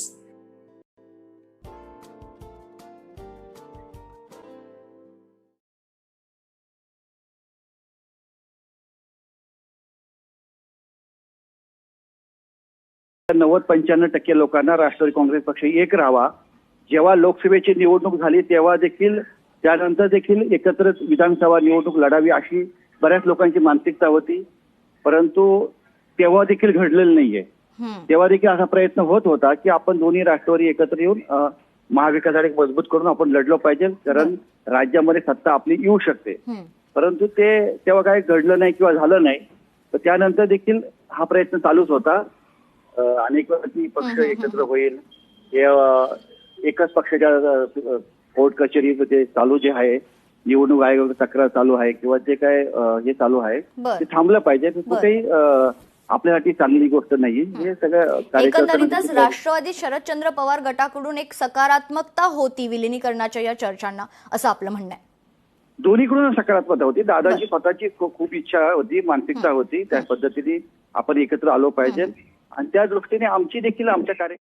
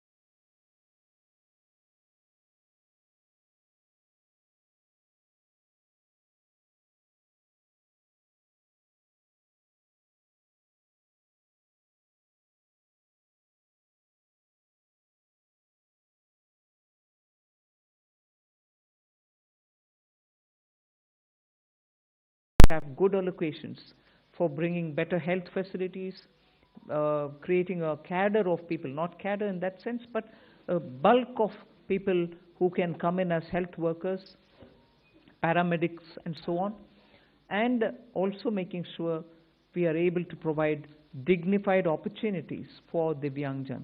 Mental health has also received a lot of attention. So these are the side for Vikasit Bharat and making sure Sabka Vikas hoega.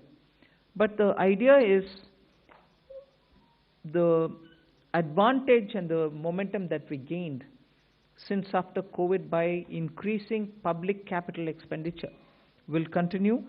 We've announced that 12.2 lakh crores are coming through public expenditure this time. It is 4.4% of the GDP.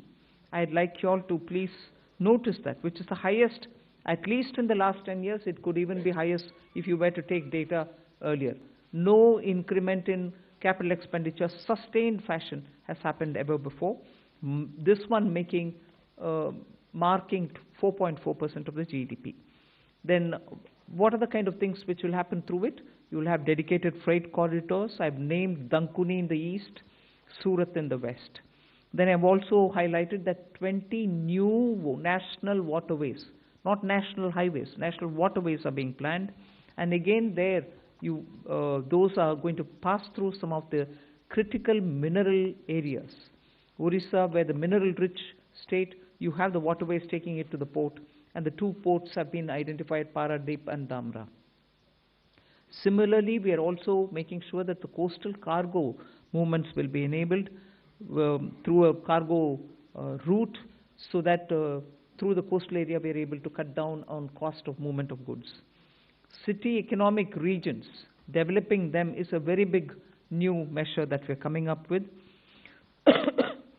And for that, an allocation of 5,000 crore per city economic region. Imagine the amount, 5,000 crores in 5 years, 1,000 crore per year per city is being given, and the emphasis is going to be largely on tier 2, tier 3 cities. And then talking of infrastructure further, with the capital expenditure coming with the big number, you're having also the high-speed rail corridors. 7 of them announced, the destinations are clear, so that they become the bridge for all these economical robust centers.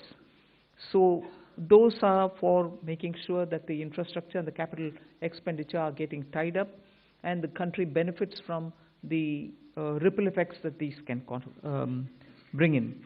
The 7 strategic and frontier sectors in which we've highlighted that will increase productivity and also have new investments come in and give emphasis for India's own brand on those things is on the biopharma sector. I think that's going to be a big change in the way in which we are looking at giving capacity for those who are able to research, who are able to undertake research and development. So 10,000 crore initiative again over 5 years for domestic biologics and biosimilar production. This is a clear message and backed with enough substance that India's lead in the pharmaceutical sector should be kept intact, but at the same time bring in newer ways of helping the pharma sector, and also because it has an impact on human health. Semiconductor mission had 2 major announcements that will improve the India stack and also the IP related matters. Electronic components manufacturing scheme for 40,000 crores is a major encouragement for electronics to become self-sufficient. We have also announced establishing rare earth corridors so that India can face and be able to meet its own requirements with its materials. So once we identify and are able to explore these minerals and process them, make them available for us, our dependency on external sources for bringing in the rare earths will be lesser, and we've identified the states where we want to establish this rare earth corridors. They are going to be in Orissa, Kerala, Andhra Pradesh and Tamil Nadu. So these are very important developments, and they are going to have multiple decadal impact on the Indian economy. Our dependence on magnets and rare earths will be brought down. 3 dedicated chemical parks, again for reducing our import dependence. High-tech tool rooms for research, that will be set up in 2 locations. Very important thing is about the construction equipment being imported. That could be for building tunnels or metros or high energy and also heavy duty equipments which we are relying on imports. We want to manufacture them in India, and that is why I said, how does it affect a common man? It affects because firefighters today have novel, new, big ticket and small, very small firefighting tools and weapons or equipments. We don't have them in this country. That's why if there is a fire accident in some very congested area, our equipments are not able to reach those points, whereas there are equipments which today are produced abroad, which can navigate those small corridors and go save people's lives. Whether they or huge ones, all of which we want to make sure that we will have production in this country itself, whether they are tunnel boring or anything else, from small to big, we want to bring in those very impactful infrastructure into India. So we'll support domestic manufacturing. Then container manufacturing is another which we'll support. I think I've gone in detail talking about the textile support in various forms. One very important announcement was made, Mahatma Gandhi Gram Swaraj initiative, which will make sure khadi, handloom, handicrafts will all be brought in, and one district, one product will all be brought in this initiative, and we'll be able to support rural artisans, rural workers, and handloom weavers in those areas. Legacy industrial corridors have got saturated. Manufacturing happening there is now very constricted because they are not able to bring in newer robotics and others. So we want to upgrade these legacy industrial clusters so that they become competitive and efficiency comes into these places. Even more important is the champion MSMEs, small and medium industries, entrepreneurs, MSMEs, who are going to be given all the supports, and three-pronged approach is being taken up there. We are giving equity support, we are giving also liquidity support, above all professional support for them, so that MSMEs, the equity support is supported by a 10,000 crore SME fund, growth fund. Above all, we are also topping up the Self-Reliant India Fund with 2,000 crores. So MSMEs should not feel any dearth of resources for equity. Similarly, they shouldn't feel any difficulty for liquidity in their hands, because the TREDS platform will now be treated almost as a security backed up instrument with which they'll be able to discount and get their monies. For professional support, we're working with the chartered accountant and cost accountant institutes so that they can create corporate mitras who can help these MSMEs in filing their returns, doing their accounts, and so on. Above all, for youth and training, there's so much. You've heard the speech, so I won't want to take your time on it. High-powered education to employment enterprise, standing committees being formed so that they can recommend measures for service sector as a core driver of Vikasit Bharat.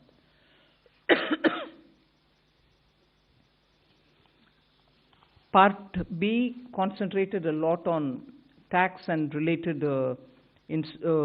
concessions that are being offered. More importantly is the process simplification which has been announced. So elaborate measures have been taken. You will be able to also seek clarification if you want. New export opportunities for fishermen who can go into the economic India's zones, high seas, and also assess and access the global markets. The one very touching, and I really was moved by this proposal, is where we have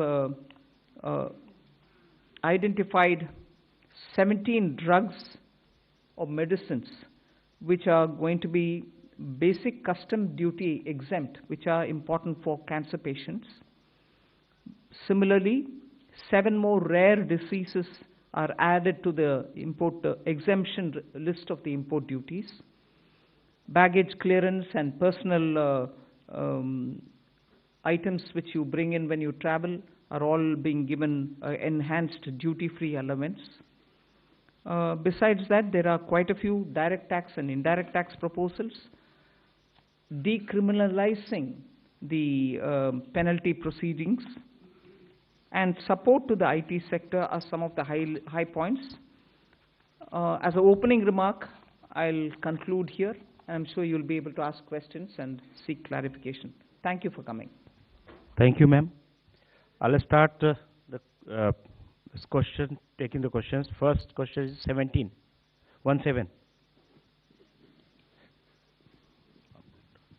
Good afternoon, ma'am. Shishir here from Hindu Business Line. Ma'am, my question is that under the miscellaneous capital receipt, the provision is 80,000 crore rupees. And last year, the provision was 47,000 crore, which has been reduced to 37,000 crore rupees now. Does this mean that there will be more equity monetization this year, or there will be more focus on the asset monetization of CPSEs?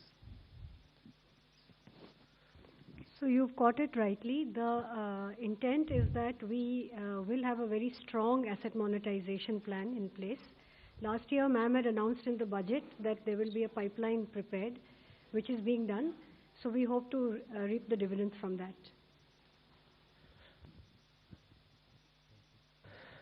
238.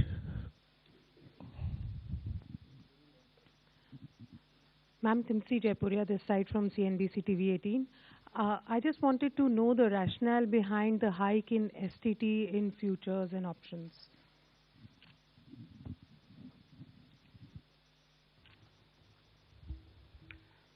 So, first of all, I believe some confusion. In fact, the question that you have asked rightly reflects the announcement itself, that the only change made in STT is in the future and options. All the other STT rates remain the same.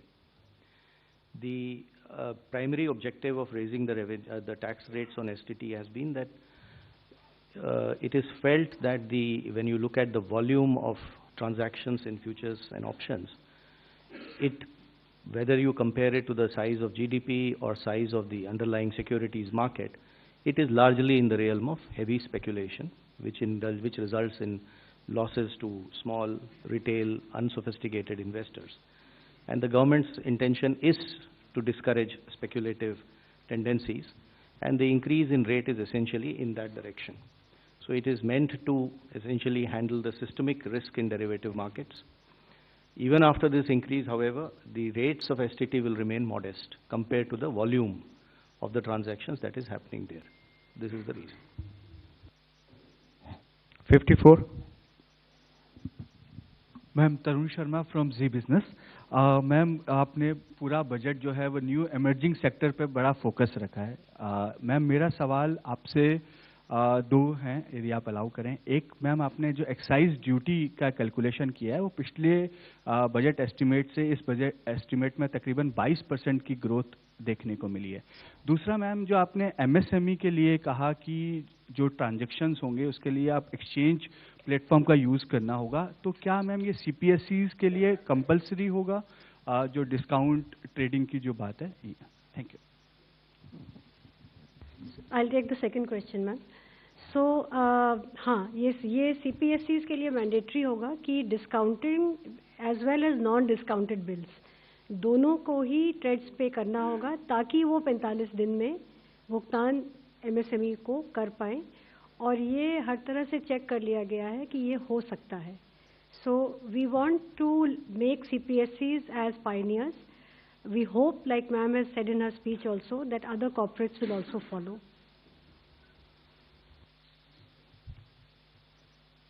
On excise?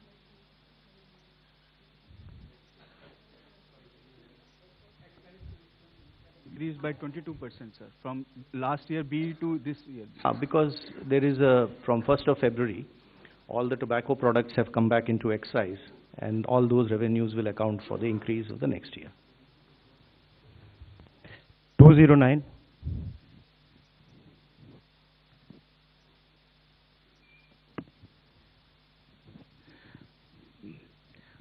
Ma'am, Prakash Predashi from ET now.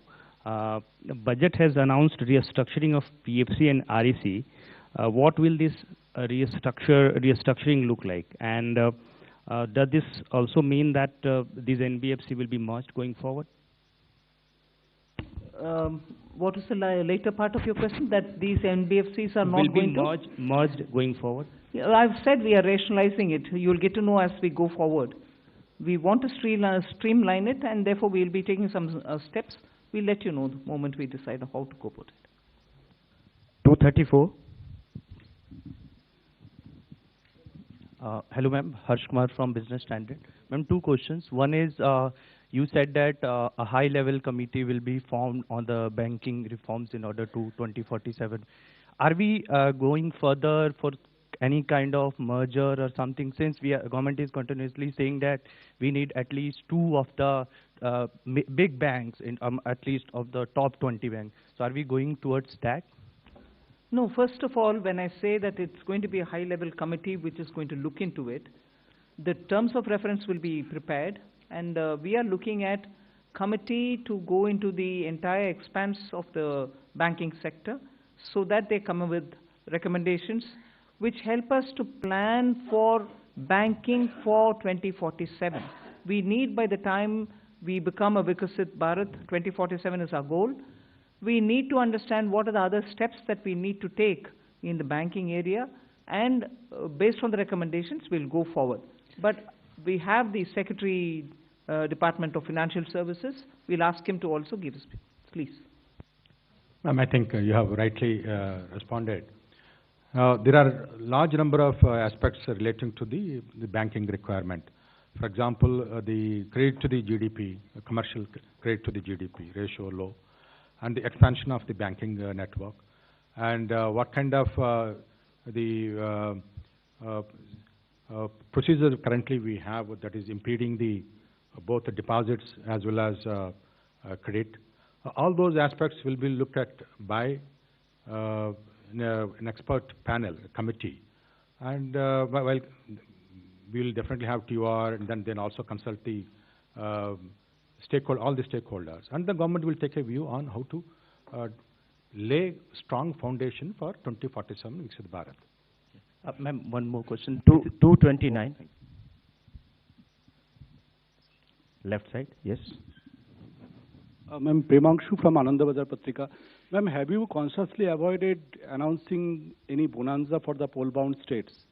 And secondly, can you elaborate on this East Coast corridor, industrial corridor you announced? See, the industrial corridors are very critical for supply chains. We need a predictable mineral, rare earth and magnet related products to be made available for India's manufacturing, whether it's lithium ion, whether it's automobile sector, whether it's the new age solar. You need these rare earths to be processed and be made available. We have enough raw materials. The coastal areas are rich in these minerals. And therefore, states also felt, I mean, I must credit that the interaction that I had with the finance ministers pre-budget, many states felt that there are rare earths which they can utilize. We then sat up in the budget group that we have, Revenue Secretary, DFL, Secretary DA, and thrashed out, talking with the states. What are the kind of things that we can do so that their capacities to extract these minerals, process them, make them something which the industry can benefit from. So India can be less dependent on imports of these materials. That is where, having spoken to states, we thought it's very important to recognize the corridor and give a policy for it so that industries can invest, private sector can come in, governments, state and center can come together on it. That is where these corridors were announced. And looking at the success of the defense corridor, I can confidently say these rare earth corridors will make that big a difference to the Indian economy. The first question, I think there's enough to cover all the election states. If I do, you will ask me, why have you done it only for the election states? Now I've done it for election and non-election states as well. You want me to spell out what has been done only for the election states? I'm quite happy to do it. 262, front. At the front, please. Here, front side. Front row. Good afternoon, ma'am. Sapna Das here from CNBC TV 18. Two quick questions. Just wanted to understand the gross borrowing at over 17 lakh odd crore. Would the government look at it as being on the higher side? Just asking that. And within that also, if you look at your net tax revenue stream, of course, B to RE it's higher, and a lot of concessions have been given away both on direct and indirect taxes. But the trend seems to be a bit flat, around 28 lakh odd crore. So if you could explain to us, how is this entire thing looking? And second, ma'am, in terms of the disinvestment aim, 80,000 crores, would this also include IDBI stake sale sometime in FY27, ma'am? Thank you very much. So you've covered a number of secretaries all at one go. So on the borrowings, no, we don't think it's on the higher side because the net market borrowings are in the range of 11.73, which is been plus around that number for the last couple of years. The larger number is because we have 5.5 lakh crores which have to be repaid this year. So to that extent, we don't think that it's a large number. We have a plan how to manage this. And according to that plan, which also gets released from time to time, the markets would also know, as well as all of you want. 4. Okay. So, on the tax stream, because of some concessions that were given this year, there has been some course correction. But if you look at the next year, the direct tax is growing at 11.4%. and continues to be 3.1% of the GDP. The total collection would be 6.9%. The indirect tax excise is growing very healthily because of the base correction, I mean the base which has got added. Customs too is showing a decent buoyancy. So on the tax revenue, I think we are looking up. And even GST, as you would have seen the collection figures today, after rate rationalization, the buoyancy which we had expected, and in this hall we had discussed about it, you can see that coming back on that tax. Hi, ma'am. Meghna Mittal from Money Control. The fiscal deficit target that you have set for next year from 4.4 to 4.3 is being seen as very, very gradual. Is there a specific reason, or is it because of the global uncertainties as one of the major factors for being such a gradual fiscal consolidation path?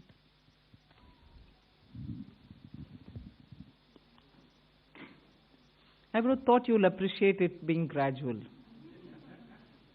Because particularly fiscal, drastic changes don't go down well. One or the other section gets hurt. We will have to be gradual, but yet keep it well within that band which gives confidence. And to show that we care for fiscal prudent management. There's no point in me dropping it to, let's say, 4. It has to be steady so that the economy goes in a steady speed. So it is a responsible number and realistic number. It's not as if I wanted it to be so gradual. It is a responsible number. We should achieve it and equally not bring in any kind of turbulence anywhere. Thank you. From the center flank, 190. Thank you, and congratulations on a very comprehensive budget. Before you start, I was going to look at PIB and say, this side is being ignored. Yes. But good that he called you. Thank you. I'm Aprajita Saxena from CNBC International in Singapore. I'm very curious because you started talking about tech, and I want to ask a question about the ISM 2.0. There are those on the outside who say that India sort of lags when it comes to AI innovation, especially innate innovative LLMs. Is the strategy of ISM 2.0 to sort of become part of the global value chain, or are you more positioning towards India creating its own native LLMs? Thank you. I think Kashmini Vaishnav, the minister, has been speaking extensively about this. There are several aspects of it. We want to be sure that in the semiconductor domain, we have every expertise for all those 5 major chip or modeling or, the infrastructure, design, every aspect of it. So he is talking about creating capacities within the country to be able to have that kind of a infrastructure well laid out within the country. And similarly, if you're looking at the way in which our startups are working, using AI, and very clearly we have also shown a path that it is not just the large language models, but also smaller ones, medium-sized ones, which can serve the requirement of your economy. So AI in India, particularly when you have a huge demographic dividend, will have to give us results to ensure that our people have work and also the opportunities are going to be enticing enough for the youth. It cannot replace human efforts. So we are at the same time redefining for ourselves, if I may use that expression, on how to use AI, what is the capacity that we have to create, the kind of infrastructure that we have to lay in the ground for it. Equally, the products which come out of it will have to benefit our people because our youth are revving to do more and new.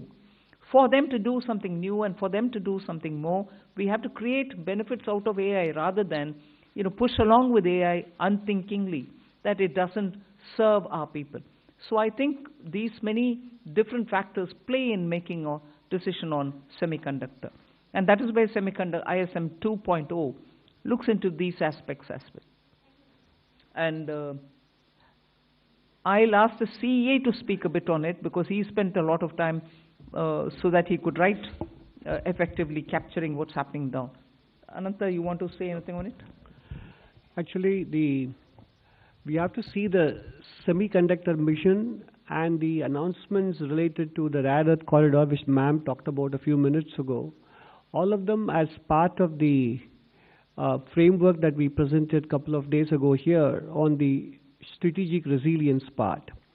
So, in fact, many elements of this ma'am's budget speech focus both on equipping us to handle the AI-related technology as well as skilling the population in areas where they can be immune to some of the AI-related impacts as well. So it covers both dimensions, and therefore the semiconductor mission, the rare earth corridor, and also some of the Part B announcements ma'am made about the various electronics and manufacturing sectors were all part of the initiatives to make sure that we make ourselves strategically resilient in a very fraught global environment. 138 at the back side.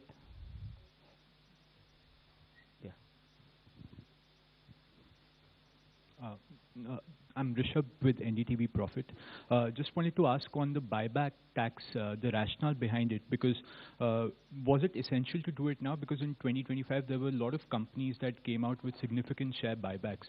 Also because, and also do you foresee some sort of a reduction in buybacks? And secondly, on pollution-related schemes, the outlay has been very stagnant, but pollution as a problem remains. Is this not a policy priority for the government now? On the buyback, I'll have Revenue Secretary brief us. So first of all, on the buyback, I'd like to clarify. I hope that the point was clear enough in the speech also, that it is in fact a relief. It's not a tax, additional tax. It is a relief.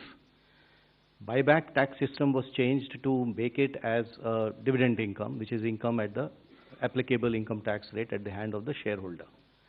It has been corrected now, and we have put the tax to be in the hands of shareholder as a capital gains tax, which long term, for example, will be only 12.5%. So there is a correction and a relief which has been given to the shareholders. All that has been done is, the whole objective of doing that change at that time was misuse of a tax arbitrage by promoters. So the change made for promoter is that additional buyback tax on them, which again keeps things status quo for them. So even today, the marginal rate at which they would have been paying the tax as a dividend, which is at their respective income tax rates, we have kept it at 30 and 22. If it is a corporate, 22. If it is an individual, 30. So as far as promoters is concerned, it is status quo. As far as the other shareholders is concerned, it is actually a very big relief. So that is probably what may make the point a little clearer, the announcement itself clearer. 76 at the front side.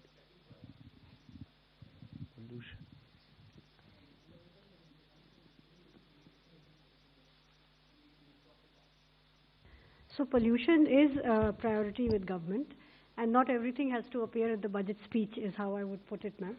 So we are working with many state governments on projects related to air pollution, even water pollution. There is a significant budgetary outlay on sewage control as well as drainage.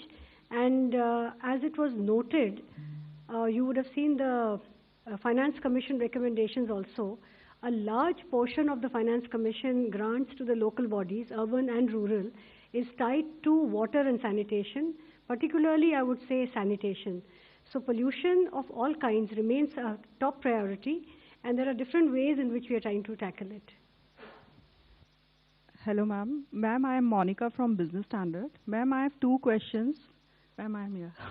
Ma'am, I have two questions with regard to customs.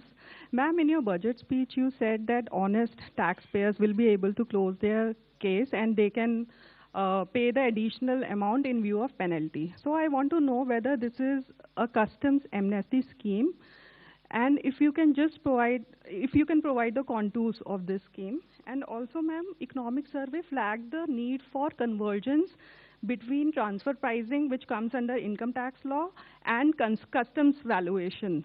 But there was no mention in your budget speech. So is there any such proposal being considered by the government? Both on the direct tax and the indirect tax, this is not an amnesty scheme. This is essentially an offer given to the honest taxpayer who would otherwise, when he gets to know that he has to pay the duty, he will like to pay it. But because our laws require him to also pay a penalty on that, the negative connotation associated with being penalized, which he has to obviously disclose at some point of time, does create a situation for him or an incentive for him to rather dispute the duty even though he may not want to do it. So the window that we are giving to the taxpayer is that you will, if you are willing to pay your tax or whatever is the duty, instead of penalty, the same amount you can pay in the form of an additional amount. So it will not be either a relief or an amnesty. At the same time, this amount that you pay will not be treated as a amount which you have paid as a penalty, and therefore that negative connotation will go away. You may have seen that there is another announcement of a similar nature on the income tax side, where when it comes to the cases of underreporting today, there is a provision under which you have to pay tax, interest on tax, and a 50% penalty. If you are willing to accept the demand and not go on appeal, you need not pay the penalty of 50%. You can go ahead and pay your tax and interest, and the matter is closed. What we have done is expanded this window and included even misreporting cases, where penalty is otherwise 200%. But there again, we are telling him that you can settle it by paying the tax, the interest on tax, and this 200% get reduced by half. You pay 100% as an additional income tax. The idea here is that if you are an honest taxpayer, accept the fact that you have to pay the duty. We will not like to brand you by using the word like penalty. That is these two windows are essentially meant to take care of those situations, which is why I reference to an honest taxpayer.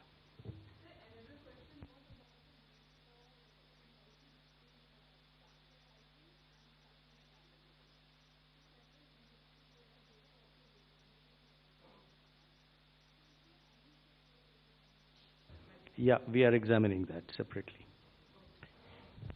194. Left side, yes, back. Ma'am, this is Amitod Singh from CNBC International. Congratulations to you and your entire team. I have two questions. The first is around foreign investors. There were a number of expectations that, taxation structures would be changed, particularly when you think about things like withholding tax. So what we want to understand is whether that was even discussed within the government. And my second question is 15% defense spend increase. How much of that has to do with global uncertainty? Revenue Secretary can answer on the first question.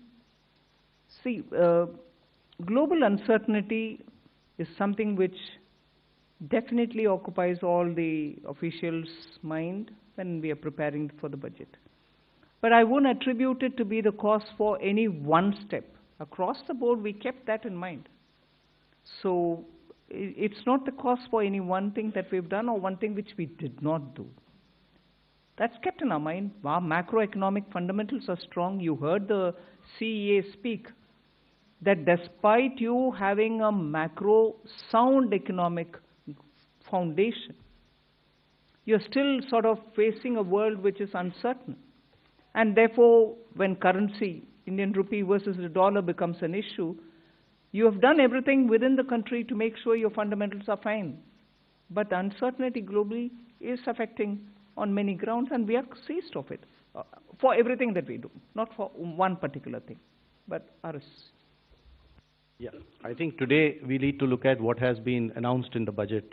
So we would rather focus on that, because there would obviously be many of the issues which would be discussed and deliberated. But what has come out for you before in the budget is what is there, and we should probably focus on that.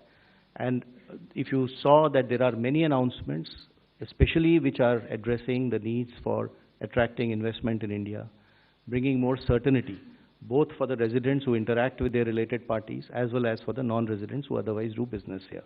There's a whole host of those announcements.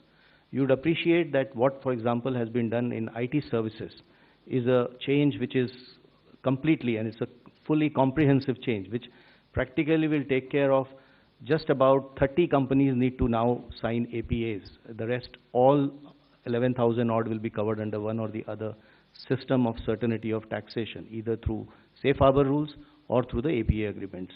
So this has been a major change.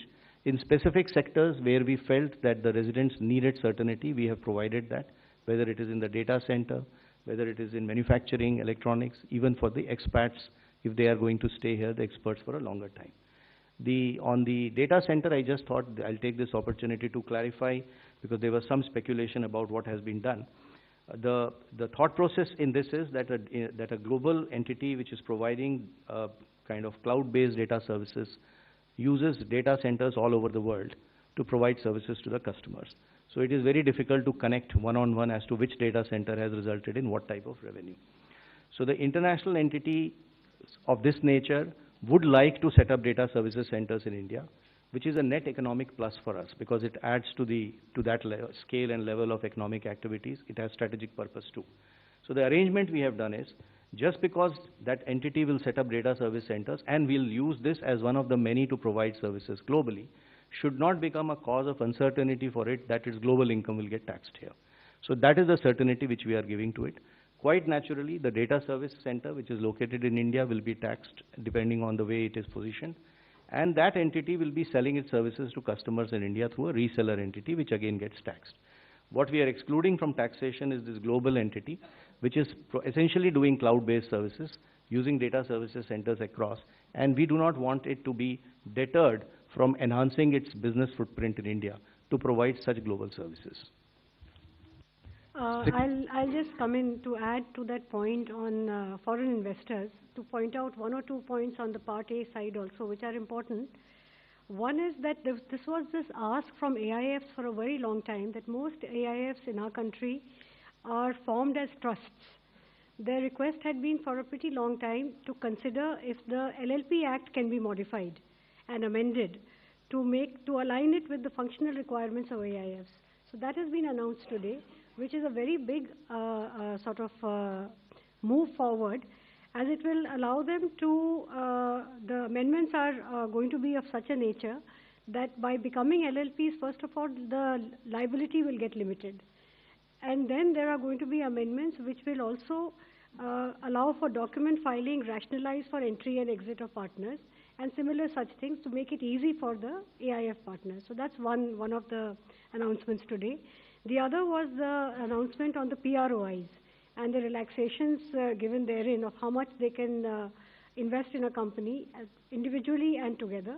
So those limits have been significantly enhanced, and all of it has been rationalized in line with OCIs and NRIs. Other than that, the FEM NDI rules, we intend to review it for 2 things. One is, again, we are continuously in touch with investors. There are asks over there. So instead of doing it one by one, this shows the intent of the government to actually reach out and address the world which is interested in investing in India and make it easy for them to do so. 214. Ma'am मैं आलोक प्रियदर्शी हूँ CNBC आवाज़ से। Ma'am मेरा सवाल यही है कि जो सवाल STT से रिलेटेड है, सिक्योरिटी ट्रांजैक्शन टैक्स से, मैम यहाँ पे मैम जो पॉलिसी है फ्यूचर एंड ऑप्शन को लेकर सरकार की क्या पॉलिसी है, थोड़ा सा स्पष्ट करें। और दूसरा कि जो STT बढ़ाया गया है, बहुत ही जैसे रेवेन्यू सर ने कहा कि बहुत मामूली बढ़ोतरी की गई है, तो क्या इससे जो सरकार की पॉलिसी एक रिटेल इन्वेस्टर्स को ऐसे जो बहुत हाई रिस्क की इंस्ट्रूमेंट है उनमें निवेश से एक तरह से कॉशन करने की पॉलिसी है, तो क्या इससे ये मकसद हासिल होता है क्या?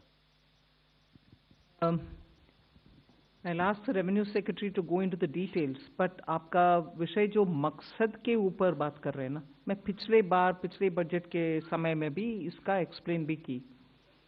We are touching only the futures and options. STT otherwise बाकी सब का ट्रांजैक्शन के ऊपर कोई नहीं किया. मगर जहां स्पेकुलेशन, हिंदी में सट्टा बोलते हैं, स्पेकुलेशन ज्यादा और समटाइम्स हाईली रिस्की, क्योंकि हमें मैसेज आता है लोगों से कि इधर बहुत लॉस भी फेस कर रहे हैं लोग जिनके हाथ में इतना एक्स्ट्रा पैसा भी नहीं है जिससे वो स्पेकुलेट कर सकते हैं. So this nominal increase is purely aimed at high speculation, only to deter them. मकसद बोल रहे हैं, हाँ, उनको थोड़ा डिस्करेज करने के लिए. हम इसके खिलाफ नहीं है, जरूर एक्टिविटी जो होता है उसका रेस्पेक्ट करते हैं, मगर इतने लॉस और इतने छोटे छोटे लोग का लॉस को सरकार देखकर कैसे आप चुप रह सकते हो? डिटर करो थोड़ा उसको पीछे हटने के लिए, बस उतना ही. So the tax is only one element of kind of supplementing or supporting that policy, which is what I explained before. In as far as the rest of what and how this market has to be regulated is probably for the market regulator to respond better on that aspect of it. 67 from the center. I'm Pallavi from CNN News 18. Little political question because the reactions are coming in from the opposition parties. Rahul Gandhi specifically says that the budget has failed to go in for a course correction and that it's not addressed the real concerns of the country. With due respects, I don't know what course correction he is referring to. Economy and its fundamentals are strong.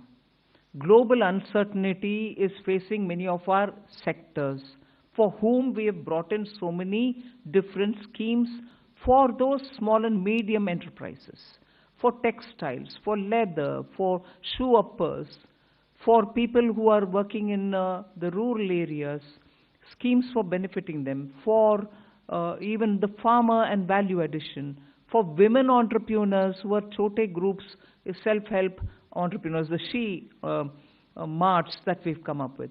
These are ways in which we are reaching out to the common small people to make sure that they don't have to face, big changes in their life because of any volatility coming from outside. They could be contributing to exporting small things, but different uncertainties can affect them equally. Many of them have been shown as successful because you see when you go there, Lakpati Didis is a fantastic difference made to women in the rural areas. Now we're bringing them together to sell their wares.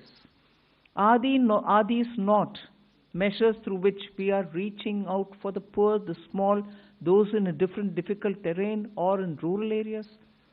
And with all this, the fundamentals of the economy remain strong. And that has come out even in the economic survey. So, well, politically you want to criticize, you're welcome, please do it. But if you want to give me the facts on which you're basing your argument, I'm willing to hear and willing to reply to that. 16 at the center, yeah, left side. Ma'am, I am Bani Kinkar Patnaik from the Economic Times. Ma'am, I think probably one of the most important features of this budget is that for the first time in probably many years, your effective capital expenditure at 4.4% of GDP is going to be slightly higher than your fiscal deficit, projected fiscal deficit for the next year. So it means, I mean, in other words, you will be using more than your entire borrowed resources. You will be deploying that in productive spending. So I wanted to ask you that, whether it is going to be the new normal in the coming years. And ma'am, one clarification I needed. This VV Jiramji scheme, you have allocated more than 95,000 crore. At the same time, I see that, Narega has also got 30,000 crore. So is it going to be on top of that, or because Jiramji scheme is supposed to replace this Narega scheme? I'll ask the Expenditure Secretary to respond on that. Yeah, on the new scheme, the Jiramji, the budget provision has been provided exactly as what you would have seen when the bill was being presented and the act was there. So we have gone exactly whatever is required has been provided. Now on the old scheme also having some money, in fact, it's a legacy of the inefficient way in which the scheme was, the MG Narega was being implemented by the state. So there is some carryover of liabilities, 30,000 crores. So that we have taken the responsibility of verifying and fulfilling it. So that's why we have kept that, but otherwise fresh implementation will be on the new provisions.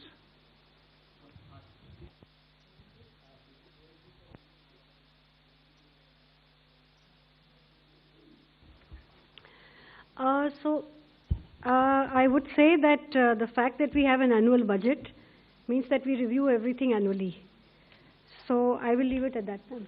We have done our fiscal math, and I think we come with a certain credibility on the fisc that we are confident of meeting, and while adhering to our commitment to higher capex.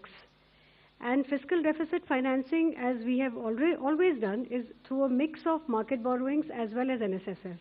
So that will continue. So there's not many major changes like that. Thank you. 37 at the back, yeah. Hi ma'am, this is Shrimi Chaudhary from NDTV Profit. Just wanted to understand that this one-time foreign asset disclosure scheme, how that will be different from the similar scheme in the past, and if you could elaborate a contour of that, and also, is there any estimation of undisclosed foreign assets being done by the department? So this scheme is meant, first of all, for small taxpayers. There is a ceiling of the amount that can be disclosed. This window was provided for the first 3 months when the Act was brought in, the BMA Act, and that time people utilized it. What has been found is that there are many small taxpayers who, because of their ignorance, etc., have not been able to do proper disclosures.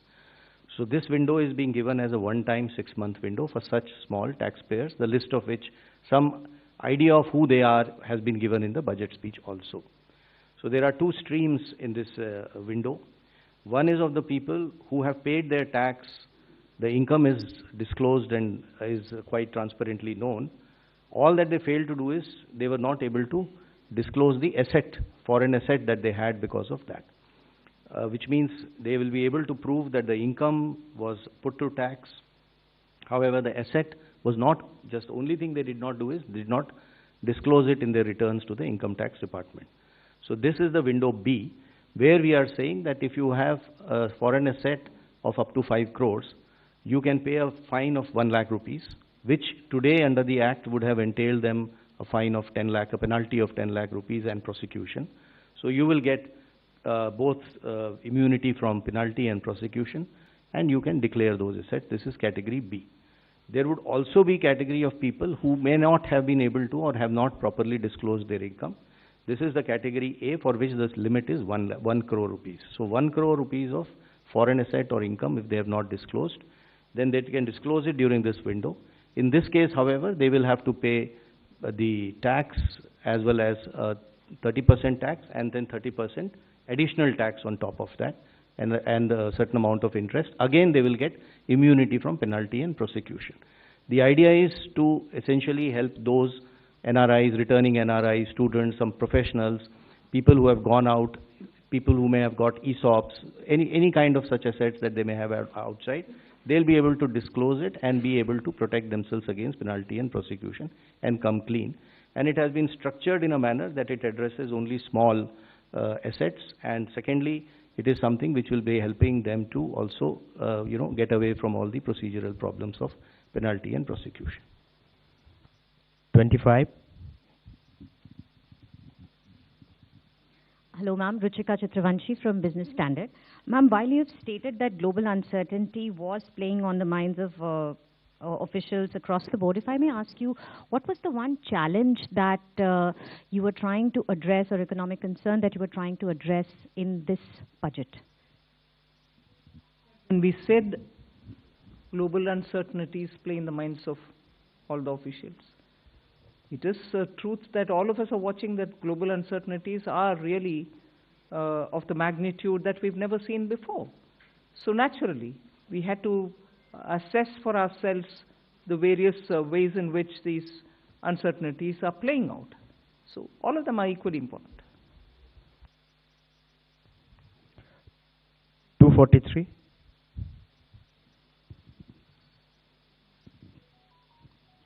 Good afternoon, ma'am. Kriti Ambe from Informist Media. Ma'am, this year's nominal GDP projection, the projection of 393 lakh crore, does it take into account the upcoming base year revision, or is it possible that this number would undergo further revision when MOSPI releases the new base year and releases its estimates based on the new base year by the end of February? Let the CEA and the Secretary EA answer that. The 393 lakh crores or 10% nominal GDP growth was arrived at based on the existing GDP base year and the methodology. Ma'am, if I could follow up on that, back in 2015 when the base year revision had happened, the previous years 14 and 13 numbers went up, nominal number went up by what, odd 9 lakh crore. So if FY26 number goes up by that sort of magnitude, or even if not from 357, it goes to 360, your fiscal deficit estimate would come down even further. So do you think there is possibility You began your question with the if, right? No answers from my side for ifs. Sure, thank you, ma'am. 45. I think center. Hello, ma'am. This is Pushpita Dey from the New Indian Express. So a lot of custom duty reductions have been introduced. So how do you see the impact on the revenue, and also particularly for the consumer goods like 50% duty reduction? Will there be any measures to ensure there is no dumping after the reduction happen? And also, not particularly related to the budget, after the recent Tiger Global Tax Supreme Court verdict, do you see there will be any impact on the foreign investment for India? Thank you. Customs duty, the reductions, etc., which have been given have a logic for that sector, the need for those items to be brought into India, and customs duty not to add cost to it. So there is an economic logic of why it has been done. And if you have seen, most of them are meant to essentially enhance either manufacturing or value addition within India, or help the cause of exporters who are using those imported items to export items from out of India. So this is a very conscious sectoral call. For each sector item, the value chain has been analyzed, based upon which decision on whatever moderation or whatever calibration of duties were to be done have been done. The second part, in terms of revenues, etc., is concerned, what you would have seen is there are a lot of custom process reforms that have been proposed. And the idea is essentially to enhance the volume of international trade, which should fetch us more revenues rather than playing on the rate itself. So we do hope that these process reforms will encourage more people to kind of, export in the process, probably the part of global value chain, more exports, and duty or revenues will be a result of that buoyancy. I just want to add one additional point to what my colleague, Revenue Secretary, said. If you look at many of the customs duty reliefs given in Part B, you have to read them in conjunction with the announcements made in Part A on manufacturing. So you look at electronic component manufacturing and you look at the concessions given in Part B, there is a certain logic, alignment and synergy between the two. So that's exactly what you need to focus on. So actually, the fear of dumping there, will you be monitoring it? We are looking at only those sectors where we need to have our production capabilities improved, and raw materials shouldn't be a constraint on those items which are necessary for us. So it is a very calibrated way in which we've done that. 39, the front. Thank you, sir. Congratulations, ma'am, and everybody. Karishma from Business Today. Ma'am, I just want to also continue the question on the rural employment scheme. A couple of states have shared skepticism and apprehension if they'll be able to fiscally absorb it and if they have the appetite on the cost sharing for the scheme. Ma'am, second, just a follow-up question, if there could be an update given on IDBI disinvestment. I think the Agriculture Minister has spent a lot of time interacting with states to tell them what actually is Vikasit Bharat Gram, the G Ramji program is about. It is not about money. We have continuously given. That's why you heard Expenditure Secretary say, Manrega, balance which has to be carried forward, had to be provisioned for, we had to pay them back. Although inefficiently spent, we have to still give them, though we made the provision. And Vikasit Bharat Ji Ramji, as was at the time of the act getting passed, whatever was predicted was going to be provided, we provided for that. So I think there need not be any doubts in the minds of what is going to happen about rural employment guarantee scheme. In a way, the new scheme actually understands how efficiently it can function in the ground. Inefficiencies have been removed from it, and the money allocation proves that we have put the money where we spoke about. So that's fine. All disinvestments which have been approved by the cabinet earlier that list will continue to be before us, and we will carry forward every such. And on specific, if you want to know, we have our Deepam secretary. Please do tell.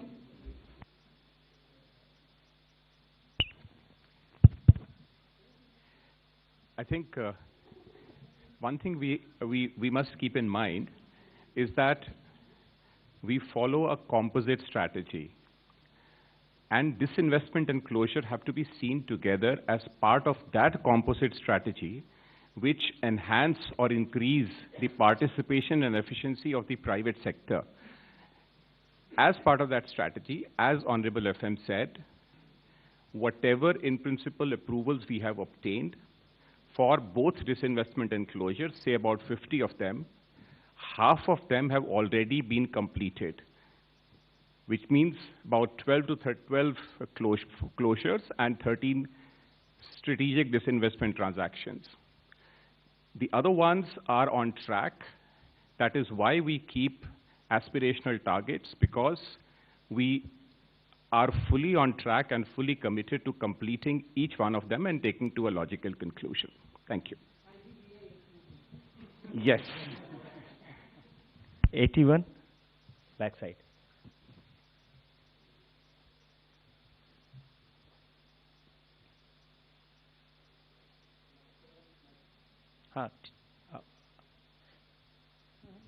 नमस्ते, मैं Krishna Mohan Sharma, Bharat express से। मेरे दो छोटे छोटे सवाल हैं।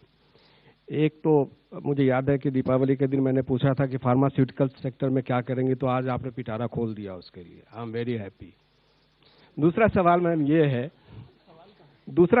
है मैम कि यूनिवर्सिटी टाउनशिप बनाने की आपने 5 बात की, क्योंकि डेवलप्ड इंडिया के लिए बहुत ज़रूरी है। लेकिन प्राइमरी एजुकेशन और सेकेंडरी एजुकेशन, जो कि हमारे बैकबोन है ग्रोथ का भारत के लिए, उसके लिए इसमें क्या है? और दूसरा, अभी मैं एक शो करके आया हूँ, उसमें लोग पूछ रहे थे कि मिडिल क्लास के लिए बजट में क्या है? बजट में क्या है?